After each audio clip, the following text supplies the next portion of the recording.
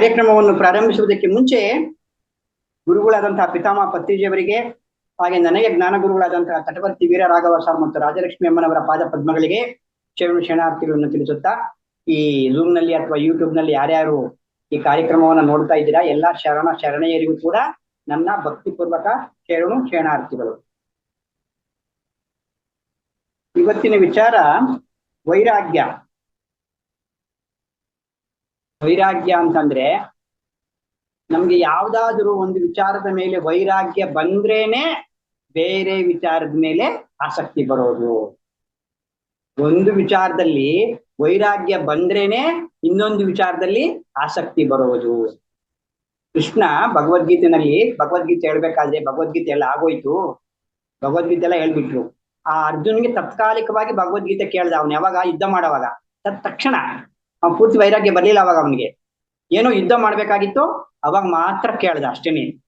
ಅಷ್ಟ್ ಮಾತ್ರ ಕೇಳ್ದ. ಅವನಿಗೆ ಅರ್ಥ ಆಗ್ಲಿಲ್ಲ ಅವಾಗೇನೋ. ಅವಾಗ ಪೂರ್ತಿ ಅವಾಗೇನೋ ಯುದ್ಧ ಮಾಡಿಸ್ಬೇಕು. ಕೃಷ್ಣ ಅವನ ಕೈಲಿ ಯುದ್ಧ ಮಾಡಿಸ್ಬೇಕು. ಯುದ್ಧ ಮಾಡ್ಬೇಕೇ, ನಿನ್ ಶರೀರ ಅಲ್ಲ, ನೀನ್ ಆತ್ಮ ಅಂದಾಗ ನೀನೇನ್ ಅವ್ರೆಲ್ಲ ಸತ್ತೋಗಿರೋರಲ್ಲ, ಶರೀರ ಅಲ್ಲ, ಅವ್ರ ಆತ್ಮ. ಅವ್ನೆಲ್ಲ ನಾನು ಸಾಯಿಸ್ಬಿಟ್ಟಿದ್ದೀನಿ ಆಲ್ರೆಡಿ, ನೀನೇನ್ ಸಾಯಿಸ್ತೀಯ, ಅವರು ಸತ್ತೋಗ್ಬಿಟ್ಟಿದಾರೆ ಅವಾಗ್ಲೇ ಅಂತ. ಆಗ ವಿಶ್ವರೂಪವನ್ನು ತೋರಿಸಿ ಎಲ್ಲ ಮಾಡ್ದ, ಎಲ್ಲ ಆಯ್ತು, ಯುದ್ಧನೂ ಮಾಡ್ದ, ಹೇಳ್ದ. ಅದು ಅವನು ಕೂಡ ಅವಾಗ್ಲೂ ಕೂಡ ತಾತ್ಕಾಲಿಕ ವೈರಾಗ್ಯ ಅರ್ಜುನಂದು. ಯಾಕೆ ಗೊತ್ತಾ, ಇವನೇನಾದ್ರೂ ಕೃಷ್ಣ ಹೇಳ್ದ ಇದ್ರೂ ಕೂಡ ದುರ್ಯೋಧನ ಏನಾದ್ರೂ ಮೇಲೆ ಬಂದಿದ್ದ ಅಂದ್ರೆ ಯುದ್ಧ ಮಾಡೋನು ಇವನು. ಕೃಷ್ಣ ಹೇಳ್ದಿದ್ರು ಕೂಡ ಯುದ್ಧ ಮಾಡೋನು. ಏನೋ ಅವಾಗ ಅವ್ನು ಹೇಳ್ತಾನೆ, ಏನು ಮಹಾ ಪಂಡಿತ್ ನಂಗೆ ಮಾತಾಡ್ಬೇಡ ನೀನು, ಎಲ್ಲ ಗೊತ್ತಿದೆ ನನಗೆ ಅಂತೇಳಿ. ಯಾವ್ದಕ್ಕೆ ಅಳಬೇಕು ಅದಕ್ಕೆ ಅಳ್ತಾ ಇಲ್ಲ ನೀನು, ಯಾವ್ದಕ್ಕೆ ಅಳಬಾರ್ದು ಯಾವ್ದಕ್ ಚಿಂತೆ ಮಾಡಬಾರ್ದು ಅದು ಚಿಂತೆ ಮಾಡ್ತಾ ಇದೆಯಾ ಮೂರ್ಖ. ನೀನ್ ಫಸ್ಟ್ ಯುದ್ಧ ಮಾಡು ಅಂತ ಹೇಳ್ತಾರೆ. ಯುದ್ಧ ಮಾಡ್ದ, ಯುದ್ಧ ಎಲ್ಲ ಗೆದ್ದ, ಆಯ್ತು, ಎಲ್ಲ ಆಯ್ತು. ಮತ್ತೆ ಹೇಳ್ದ ಕೃಷ್ಣ ಏನಲ್ದ, ನಾನು ಶರೀರ ಅಲ್ಲ ಆತ್ಮ. ಪೂರ್ತಿ ಏನಲ್ಲಿ ಕರ್ಮ ಸಿದ್ಧಾಂತ ಮತ್ತೆ ಕರ್ಮ ಸನ್ಯಾಸ ಯೋಗ ಮತ್ತೆ ಫಸ್ಟ್ ಶರೀರ ಅಲ್ಲ ಆತ್ಮ. ಇದು ಹೇಳಿ ಇಷ್ಟೇಳಿ ಶರೀರಕ್ಕೆ ಸಾವುಂಟಯ್ಯ, ಆತ್ಮಕ್ಕೆ ಸಾವಿಲ್ಲ ಅಂತ ಹೇಳ್ದ ಕೃಷ್ಣ. ಎಲ್ಲ ಆಯ್ತು. ಅಭಿಮನ್ಯು ಯುದ್ಧದಲ್ಲಿ ಸತ್ತೋಗ್ಬಿಟ್ಟ. ಅವನಷ್ಟೇ ಚಂದ್ರನ ಮಗ ಹರ್ಷ. ಅವನು ಚಂದ್ರ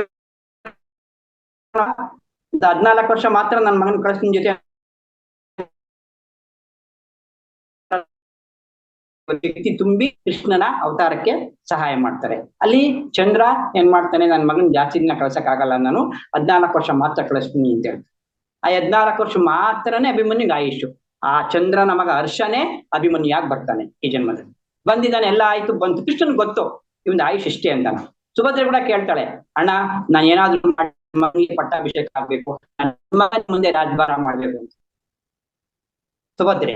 ಹೇಳ್ತಾನೆ ಕೃಷ್ಣ, ನಿನ್ನ ವಂಶಕ್ಕೇನೆ ನಾನು ಪಟ್ಟಾಭಿಷೇಕ ಮಾಡ್ತೀನಮ್ಮ, ನಿನ್ನ ಹುಟ್ಟಿದವ್ರಿಗೇನೆ ನಾನು ಪಟ್ಟಾಭಿಷೇಕ ಮಾಡ್ತಾನೆ ಅಂತ ಹೇಳ್ತಾನೆ ಹೊರ್ತು ಅಭಿಮನ್ಯುವಿಗೆ ನಾನು ಪಟ್ಟಾಭಿಷೇಕ ಮಾಡ್ತೀನಿ ಅಂತ ಹೇಳಲ್ಲ ಕೃಷ್ಣ. ಕೃಷ್ಣನ್ ಗೊತ್ತು ಎಲ್ಲ. ಇಷ್ಟೆಲ್ಲ ಹೇಳ್ದ, ಆಯ್ತು, ಅಭಿಮನ್ಯು ಸತ್ತೋದ. ಇಲ್ಲಿ ವೈರಾಗ್ಯ ಹೆಂಗಿರುತ್ತೆ ಅನ್ನೋದಕ್ಕೇನು, ಅರ್ಜುನನ ವೈರಾಗ್ಯ ಹೆಂಗಿದೆ ಅಂದ್ರೆ, ಅಲ್ಲಿತ್ತು ಯಾರೋ ಒಬ್ರು ಬ್ರಾಹ್ಮಣರ ಮನೇಲಿ ಒಬ್ಬ ಮಗ ಸತ್ತೋಗಿದ್ದ. ಬ್ರಾಹ್ಮಣರ ಮಗ ಸತ್ತೋಗಿದ್ದ. ಏನು ಹೋದ ಅರ್ಜುನ, ಬಿಟ್ಟಿದ್ದೆ ಭಾಷಣ. ಅಯ್ಯೋ ಬ್ರಾಹ್ಮಣ ಯಾಕಪ್ಪ ಅಳ್ತಾ ಇದೀಯಾ, ಅದು ಶರೀರ ಅಲ್ಲಪ್ಪ, ಅದು ಆತ್ಮ. ಅವನ್ ಶರೀರ ಹೋಗಿದ್ಯಾ ಅಷ್ಟೇ, ಅದು ಆತ್ಮ ಸಾಯ್ಲಿಲ್ಲಪ್ಪ, ಯಾಕಪ್ಪ ಅಳ್ತಾ ಇದೀಯ ಅಂತ ಸಮಾಧಾನ ಮಾಡಿ ಹೇಳಿ ಎಲ್ಲ ಮಾಡಿ ಬಂದ. ಮತ್ತೆ ಇಲ್ಲಿ ಮಗ ಸತ್ತೋಗವ್ನೆ, ಶುರು ಮಾಡ್ಕೊಂಡ ಮತ್ತೆ, ಅಯ್ಯೋ ಮಗನೇ, ಅಯ್ಯೋ ಮಗನೇ, ಅಯ್ಯೋ ಮಗನೇ. ಎಲ್ಲಿ ವೈರಾಗ್ಯ ಅಲ್ವಾ? ಎಲ್ಲಿ ಕೃಷ್ಣ ಹೇಳ್ದ, ಭಗವದ್ಗೀತೆ ಹೇಳ್ದ, ವಿಶ್ವರೂಪ ತೋರಿಸ್ದ ಕೃಷ್ಣ ಅರ್ಜುನನ್ಗೆ. ವಿಶ್ವರೂಪ ತೋರಿಸಿದ್ರು ಕೂಡ ಇಲ್ಲ, ಆಗ್ಲಿಲ್ಲ ಅವನಿಗೆ, ವೈರಾಗ್ಯ ಬರ್ಲಿಲ್ಲ. ಅಲ್ಲಿಲ್ಲ, ಅಲ್ಲಿ ಬಂಡವಾಳ ಇಲ್ಲ, ಅಲ್ಲಿ ಧ್ಯಾನ ಇಲ್ಲ.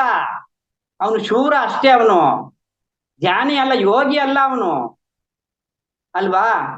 ಅವಾಗ ಅರ್ಜುನ ಹೇಳ್ತಾನೆ, ಏನಪ್ಪಾ ಇಷ್ಟೊಂದು ಹೇಳಿದೀನಿ ನಿನ್ಗೆ ನಾನು, ಇಷ್ಟೆಲ್ಲಾ ಹೇಳಿದ್ಮೇಲೆ ಮತ್ತೆ ನೀನ್ ಅಳ್ತಿದೀಯಲ್ಲಯ್ಯ, ಹೆಂಗಯ್ಯ ನೀನೊಂದು, ಇಲ್ಲ ನನ್ ಮಗನ್ ನೋಡ್ಲೇಬೇಕು, ನನ್ ಮಗನ್ ನೋಡ್ಲೇಬೇಕು ಅಂತಂದ. ನನ್ ಮಗನ್ ನೋಡ್ಲೇಬೇಕು ಅಂದಾಗ ಆಗ ಅವನಿಗೆ ಹಾಸ್ಟೆಲ್ ಟ್ರಾವೆಲ್ ಮಾಡಿಸಿ ಕೃಷ್ಣ ತನ್ನ ದಿವ್ಯ ದೃಷ್ಟಿಯಿಂದ ಹೋಗು ನಿನ್ ಮಗ ಮೇಲೆ ಲೋಕದಲ್ಲಿ ನಾವು ಅನ್ಕೊಂಡಿದೀವಿ ಇದೊಂದೇ ಲೋಕ ಇರೋದು ಅಂತ, ಇದಕ್ಕಿನ್ನು ಎಷ್ಟೋ ಎಷ್ಟೋ ಲೋಕಗಳಿದೆ. ಇನ್ನೂ ಲೋಕಗಳು ಡಬ್ಬಲ್ ಆಗ್ತಾ ಇರ್ತವೆ, ಹೆಚ್ಚು ಆಗ್ತಾ ಇರ್ತವೆ. ಇನ್ನೂ ಸೂಕ್ಷ್ಮ ಲೋಕದಲ್ಲಿ ಎಷ್ಟೋ ಎಷ್ಟೋ ಲೋಕಗಳಿದಾವೆ ಅಲ್ವಾ. ಅದಕ್ಕೆ ಮರಣಿಸೋದಕ್ಕಿಂತ ಮುಂಚೆ ಮಾಡಿದ ಟಾಪಿಕ್ ಕೇಳಿದ್ನಲ್ವಾ, ಅದು ತುಂಬಾ ಚೆನ್ನಾಗಿ ಅರ್ಥ ಆಗುತ್ತೆ. ಅದು ಅರ್ಥ ಆಗಿದೆ ಯಾರಿಗಾದ್ರೂ. ಮರಣಿಸೋದಕ್ಕಿಂತ ಮರಣಿಸಬೇಕು, ಅದರಲ್ಲಿ ಎಷ್ಟು ಲೋಕಗಳಿದೆ, ಎಷ್ಟೆಷ್ಟು ಇದೆ, ಅಲ್ಲಿ ಯಾರ್ಯಾರು ಹೋಗ್ತಾರೆ, ಯಾರ್ಯಾರು ಏನೇನ್ ಮಾಡಿ ಯಾವ್ಯಾವ ಲೋಕಗಳು ಹೋಗ್ತಾರೆ ಅಂತ. ಅಲ್ಲಿ ಹೋಗಿದ್ದ ಅಲ್ಲಿ ಅಭಿಮನ್ಯು ರಾಜಭಾರ ಮಾಡ್ತಾ ಇದ್ದ, ಕಳಿಸ್ತಾ ಇವನ್ನ ವಿಷ್ಣು ಶಕ್ತಿಯಿಂದ ಹೋಗಿ ನೋಡ್ಕೊ ಬರೋ ಹೋಗು ಅಂತ. ಅಲ್ಲಿ ಹೋದ ಅಭಿಮನ್ಯು, ದ್ವಾರಪಾಲಕರು ಕೂತಿದ್ರು, ಅಲ್ಲಿ ಇದ್ರು ಯಾರೋ ಬಂದವ್ರೆ ನಿಮ್ಮ ನೋಡೋದಕ್ಕೆ ಅಂತಂದ ಅಭಿಮನ್ಯುವನ್ನ. ಯಾರು ಯಾರೋ ಬಂದವ್ರೆ ಅಂತೆ, ಕಳ್ಸು ಅಂದ. ಅಯ್ಯೋ ಅಭಿಮನ್ಯು, ನಾನಪ್ಪ ನಿಮ್ಮ ಅಪ್ಪ ಅಂತ. Who are you, get out. ಯಾರು ನೀನು, ಯಾರಪ್ಪ ನೀನು, ಯಾರ ಮಗ ನೀನು, ಗೆಟ್ ಔಟ್, ಹೊಟ್ಟೋಗಂದಂತೆ. ಅಯ್ಯೋ ಭಗವಂತ, ಏನಪ್ಪ ಇದು, ನನ್ ಮಗ ಅಂತ ಹೋದ್ರೆ ಹಿಂಗಂತಿದ್ದಾನಲ್ಲ ಅಂತ ಅಂದ. ಮತ್ತೆ ಬಂದ ವಾಸ್ತವ ಸಂಗತಿಗೆ ಬಂದ ಕೃಷ್ಣ ಹತ್ರ. ಏನಯ್ಯ ಅಂದ್ರೆ, ಅಯ್ಯೋ ಏನಪ್ಪ ಅವನು, ಯಾರು ನೀನು ಅಂದ. ಅಂದ್ರೆ ಇಲ್ಲಿ ಇರುವವರೆಗೂ ಮಾತ್ರನೇ ಭೂಲೋಕದ ಸಂಬಂಧ, ಇದನ್ನ ಅರ್ತ್ಕೋಬೇಕು ನಾವು. ಇಲ್ಲಿರೋವರೆಗೂ ಮಾತ್ರನೇ ನನ್ನ ಹೆಂಡತಿ, ನನ್ನ ಮಕ್ಕಳು, ನನ್ನ ಗಂಡ, ನನ್ನ ಸಂಸಾರ, ನನ್ನ ಮನೆ, ನನ್ನ ನೆಂಟರು, ನನ್ನ ಇಷ್ಟರು, ಇಲ್ಲಿರೋವರೆಗೂ ಮಾತ್ರನೇ ಭೂಲೋಕದ ಸಂಬಂಧ ಮಾತ್ರನೇ. ಭೂಲೋಕ ಬಿಟ್ಮೇಲೆ ಅವರವ್ರ ದಾರಿ ಅವ್ರವ್ರದ್ದು. ಆಯಾ ಗೂಡಿಗೆ ಸೇರ್ಕೊಳ್ಳೋ ಹಕ್ಕಿಗಳು ಆಯಾ ಗೂಡಿಗೆ ಸೇರ್ಕೊಳ್ತಾವಲ್ಲಿ. ಆಯಾ ಗೂಡಿಗೆ ಅಂತಂದ್ರೆ ಪಾಪ ಮಾಡಿರೋ ಹಕ್ಕಿಗಳು ಪಾಪದ ಗೂಡ್ಗೆ ಹೋಗ್ತವೆ, ಪುಣ್ಯ ಮಾಡೋ ಹಕ್ಕಿಗಳು ಪುಣ್ಯ ಗೂಡ್ಗೆ ಹೋಗ್ತವೆ, ಸತ್ಕರ್ಮ ಮಾಡಿದ ಹಕ್ಕಿಗಳು ಸತ್ಯಲೋಕ ಸತ್ಯ ಗೂಡಿಗೆ ಸೇರ್ಕೊಳ್ತಾವಲ್ಲಿ ಅವು ಎಲ್ಲಾರು. ಆ ರೀತಿಯಾಗಿ ಸೇರ್ಕೊಂತಾವಪ್ಪ ಅರ್ಜುನ ಅಂತ ಹೇಳ್ದ. ಇಷ್ಟೆಲ್ಲ ಹೇಳಿದ್ಮೇಲೆ ಮತ್ತೆ ಆಯ್ತು, ಯುದ್ಧ ಎಲ್ಲ ಆಯ್ತು, ಗೆದ್ರು, ರಾಜಭಾರ ಆಯ್ತು, ಪಟ್ಟಾಭಿಷೇಕ ಆಯ್ತು ಧರ್ಮರಾಜನಿಗೆ. ಇವನಿಗೆ ಅರ್ಜುನ್ಗೆ ಅವಾಗ ಜ್ಞಾಪಕ ಬಂತು ಭಗವದ್ಗೀತೆ. ಏನಪ್ಪಾ, ಯಾವ್ದಾದ್ರು ಒಂದು ವಸ್ತು ಸಿಗೋವರ್ಗುನೆ, ಸಿಕ್ಕದ್ಮೇಲೆ ನಮಗೂ ಕೂಡ ಬೇಜಾರೆ, ಅಯ್ಯೋ ಏನ್ ನೋಡಿ ನೋಡಿ ನೋಡಿ ಬೇಜಾರಾಗಿದೆ ಅಂತೀವಿ. ಆ ರಾಜಭಾರ ಕೂಡ ಅಷ್ಟೇ, ರಾಜಭಾರ ಮಾಡ್ದ, ಅವ್ನಿಗೆ ಬೇಜಾರಾಯ್ತು. ಏನಪ್ಪ ಪರಮಾತ್ಮ, ರಾಜಭಾರ ಮಾಡ್ತಾ ಇದ್ದೀನಿ, ನನ್ ನೆಮ್ಮದಿ ಇಲ್ಲ, ಏನ್ ಮಾಡ್ಬೇಕು ಇವಾಗ ನಾನು, ಮತ್ತೆ ನನಗೆ ಭಗವದ್ಗೀತೆ ಹೇಳಪ್ಪ ಅಂತಂದ. ನೀನ್ ಕೇಳ್ದಾಗೆಲ್ಲ ಭಗವದ್ಗೀತೆ ಹೇಳೋದಕ್ಕೆ ಏನು ಅಂದ್ಕೊಂಡಿದ್ದಿ, ಯಾವಾಗ ಭಗವದ್ಗೀತೆ ಹೇಳೋದಕ್ಕೆ, ಹಂಗೆಲ್ಲ ಅದು ನಾನಲ್ಲ ಭಗವದ್ಗೀತೆ ಹೇಳಿದವಾಗ ಸಾಕ್ಷಾತ್ ಪರಮಾತ್ಮ ನನ್ನಲ್ಲಿ ಪ್ರವೇಶ ಮಾಡಿ ಭಗವದ್ಗೀತೆನ ನಿನ್ಗೆ ಹೇಳಿಸ್ದ ಅಂತ ಹೇಳ್ತಾರೆ. ಆ ಸಾಕ್ಷಾತ್ ಪರಬ್ರಹ್ಮ ಭಗವದ್ಗೀತೆ ಕೃಷ್ಣನ ಮುಖ ಅಂತ ಹೇಳಿದ ಭಗವದ್ಗೀತೆ ಅಲ್ವಾ. ಹೇಳಿದ್ವಿ, ಇವಾಗ ಹೇಳಕ್ಕಾಗಲ್ಲ, ನಿನ್ಗೆ ಏನಾದ್ರೂ ಡೌಟ್ ಇದ್ರೆ ಕೇಳು ಹೇಳ್ತೀನಿ ಅಂತಾನೆ ಅರ್ಜುನನ್ನ. ನಿನ್ಗೆ ಏನಾದ್ರು ಡೌಟ್ ಇದ್ರೆ ಕೇಳು ಹೇಳ್ತಾರೆ. ಇದು ಉತ್ತರಗೀತೆ ಅಂತ ಇದೆ ಪುಸ್ತಕ, ನಾನು ಓದಿಲ್ಲ ಉತ್ತರಗೀತೆ. ರಾಜಲಕ್ಷ್ಮಿ ಮೇಡಮ್ ಅವ್ರು ಹೇಳಿರೋ ವಿಚಾರಗಳನ್ನ ಮಾತ್ರ ತಿಳ್ಕೊಂಡಿದ್ದೀನಿ. ಭಗವದ್ಗೀತೆ ಆದ್ಮೇಲೆ ಉತ್ತರಗೀತೆ ಬಹಳ ಚೆನ್ನಾಗಿದೆ. ಉತ್ತರಗೀತೆ ಪುಸ್ತಕ ಕನ್ನಡದಲ್ಲಿ ಇದೆಯಾ ಇವಾಗ ಗೊತ್ತಿಲ್ಲ, ತೆಲುಗಿನಲ್ಲಿ ಇದೆಯಂತೆ. ಉತ್ತರಗೀತೆ ಓದಿ ಬಹಳ ಚೆನ್ನಾಗಿದೆ. ಉತ್ತರ ಅಂದ್ರೆ ಆಗೋದ್ಮೇಲೆ, ಯುದ್ಧ ಆಗೋದ್ಮೇಲೆ ನಡೆದಂತಹ ಗೀತೆ ಯಾರು ಅರ್ಜುನನ್ಗೆ ಹೇಳಿದ್ನಲ್ವಾ, ಕೃಷ್ಣ. ಅದು ಉತ್ತರಗೀತೆ. ಅವಾಗ ಹೇಳಿದ್ನಂತೆ, ನೋಡಪ್ಪ ಏನ್ ಮಾಡ್ಬೇಕು ಇವಾಗ ಅಂದ್ರೆ ಧ್ಯಾನ ಮಾಡು ಅಂತ ಹೇಳಿದ್ನಂತವಾಗ ಅರ್ಜುನನ್ಗೆ ಕೃಷ್ಣ. ಧ್ಯಾನ ಮಾಡು ಅಂತೇಳಿ, ಏನಪ್ಪ ಪರಮಾತ್ಮ, ಹಂಗ ಅವಾಗ್ಲೇ 85 ವರ್ಷ ಆಗಿತ್ತು, ಸ್ವಲ್ಪ ಹೆಚ್ಚು ಕಡಿಮೆ. ಅವನು ರಾಜ್ಯ ಯುದ್ಧ ಅಧಿಕಾರ ಮಾಡುವಂತ 85 ವರ್ಷ ಅರ್ಜುನನಿಗೆ 85 ವರ್ಷ ಆಗಿತ್ತು. ಏನಪ್ಪಾ ಈ ವಯಸ್ಸಲ್ಲಿ ನಾನು ಧ್ಯಾನ ಮಾಡೋದು ಅಂದ್ರೆ ಹೆಂಗೆ, ಈ ವಯಸ್ಸಲ್ಲಿ ಹೆಂಗ್ ನಾನು ಧ್ಯಾನ ಮಾಡ್ಲಿ ಅಂತಂದ. ಅದಕ್ಕೆ ಹೇಳ್ತಾನ ಅವನು, ಈ ವಯಸ್ಸಲ್ಲಿ ಧ್ಯಾನ ಮಾಡೋದಕ್ಕೆ ಏನಪ್ಪಾ ಮಾಡ್ಬೇಕು ಅಂದ್ರೆ, ಅಭ್ಯಾಸೇನ ವೈರಾಗ್ಯೇನ ಚ ಶ್ರದ್ಧವಾನ್ ಲಭತೆ ಜ್ಞಾನಂ ಅಂತ ಹೇಳ್ತಾರೆ. ಅಂದ್ರೆ ಅಭ್ಯಾಸ ಮತ್ತು ವೈರಾಗ್ಯಗಳಿಂದ ಶ್ರದ್ಧೆ ಇಟ್ಟು ಮಾಡಿದರೆ ನಿನಗೆ ಧ್ಯಾನ ಲಭಿಸುತ್ತೆ ಅಂತ ಹೇಳಿದ್ರು. ಅಭ್ಯಾಸೇನ ವೈರಾಗ್ಯೇನ ಚ ಶ್ರದ್ಧವಾನ್ ಲಭತೆ ಜ್ಞಾನಂ. ಅಭ್ಯಾಸ ಮಾಡ್ಬೇಕು, ಫಸ್ಟ್ ವೈರಾಗ್ಯ ಬೇಕು, ಆಮೇಲೆ ಶ್ರದ್ಧೆ ಇರ್ಬೇಕು, ಆಗ ಮಾತ್ರ ಅರ್ಜುನ ನಿನಗೆ ಧ್ಯಾನ ಲಭಿಸುತ್ತೆ ಅಂದ. ಆಗ ಅವನು ಶುರು ಮಾಡ್ಕೊಂಡ. ಅವಾಗ ಅಂದ್ರೆ ಇಲ್ಲಿ ಅಭ್ಯಾಸ ಅಂದ್ರೆ ಸತತವಾದ ಅಭ್ಯಾಸ, ದೇಹ ವ್ಯಾಮೋಹ ಬಿಡ್ಬೇಕು ಅಷ್ಟು. ವೈರಾಗ್ಯ ಅಭ್ಯಾಸ ಅಂದ್ರೆ ಗೊತ್ತು ನಿಮ್ಗೆ, ಧ್ಯಾನ ಅಭ್ಯಾಸ ಸರಿಯಾಗಿ ಕುತ್ಕೋಬೇಕು, ಧ್ಯಾನ ಸರಿಯಾಗಿ ಮಾಡ್ಬೇಕು. ಮತ್ತೆ ಹೇಳ್ತಾ ಇದ್ದೀನಿ ನಾನು, ಇಲ್ಲೆಲ್ಲ ಹೇಳ್ತಾನೆ ಇರ್ತೀನಿ, ಧ್ಯಾನ ಸರಿಯಾಗಿ ಮಾಡ್ಬೇಕು. ನಾನು ಹೆಂಗ್ ಕೂತಿದ್ದೀನಿ ಇವಾಗ ಹಂಗೆ ಕೂತ್ಕೋಬೇಕು ಧ್ಯಾನಕ್ಕೆ. ಋಷಿ ಪರಂಪರೆ ಇದು ಧ್ಯಾನ ಅಂದ್ರೆ. ಋಷಿಗಳು ಹೆಂಗ್ ಮಾಡಿದ್ರು ಹಂಗ್ ಮಾಡಿದ್ರೇನೆ ತುಂಬಾ ಫಲಿತಾಂಶ ಬರುತ್ತೆ. ಕುತ್ಕೊಂಡ್ ಮಾಡಿ ಹೆಂಗ ಕುತ್ಕೊಂಡ್ರಿ ಸ್ವಲ್ಪ ಫಲಿತಾಂಶ ಬರುತ್ತೆ ಅವಾಗ.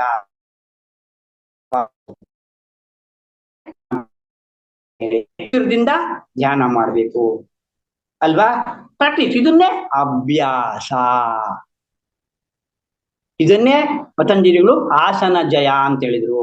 ನೋಡಿ, ಆಸನ ಜಯ ಅಂತಂದ್ರೆ 4 ಗಂಟೆಗಳ ಕಾಲ ಒಂದೇ ಸಿಟ್ಟಿಂಗ್ ನಲ್ಲಿ ಕದಲದಂಗೆ ಆರಾಮಾಗೇನೆ ಕದಲದಂಗೆ ಕೂತ್ಕೊಂಡ್ರೆ ಆಸನ ಜಯ ಆಗಿದೆ ಅಂತ ಲೆಕ್ಕ.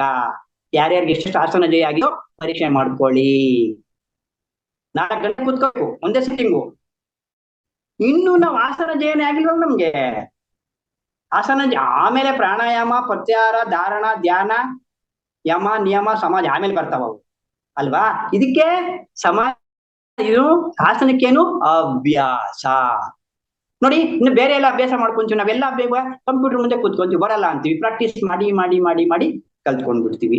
ಏನೋ ಒಂದು ಉದ್ಯೋಗ ಆಗ್ಲಿ, ಒಂದು ಬಣ್ಣ ಬಡಿಯೋದಾಗ್ಲಿ, ಏನು ಮಾಡ್ತಾ ಮಾಡ್ತಾ ಮಾಡ್ತಾ ಮಾಡ್ತಾ ಬಂದ್ಬಿಡುತ್ತೆ ಅದು ಅಲ್ವಾ? ಆ ರೀತಿ ಅಭ್ಯಾಸ. ವೈರಾಗ್ಯ. ವೈರಾಗ್ಯ ಅಂದ್ರೆ ಒಂದು ವಸ್ತುವಿನ ಮೇಲಿನ ಮೋಹ.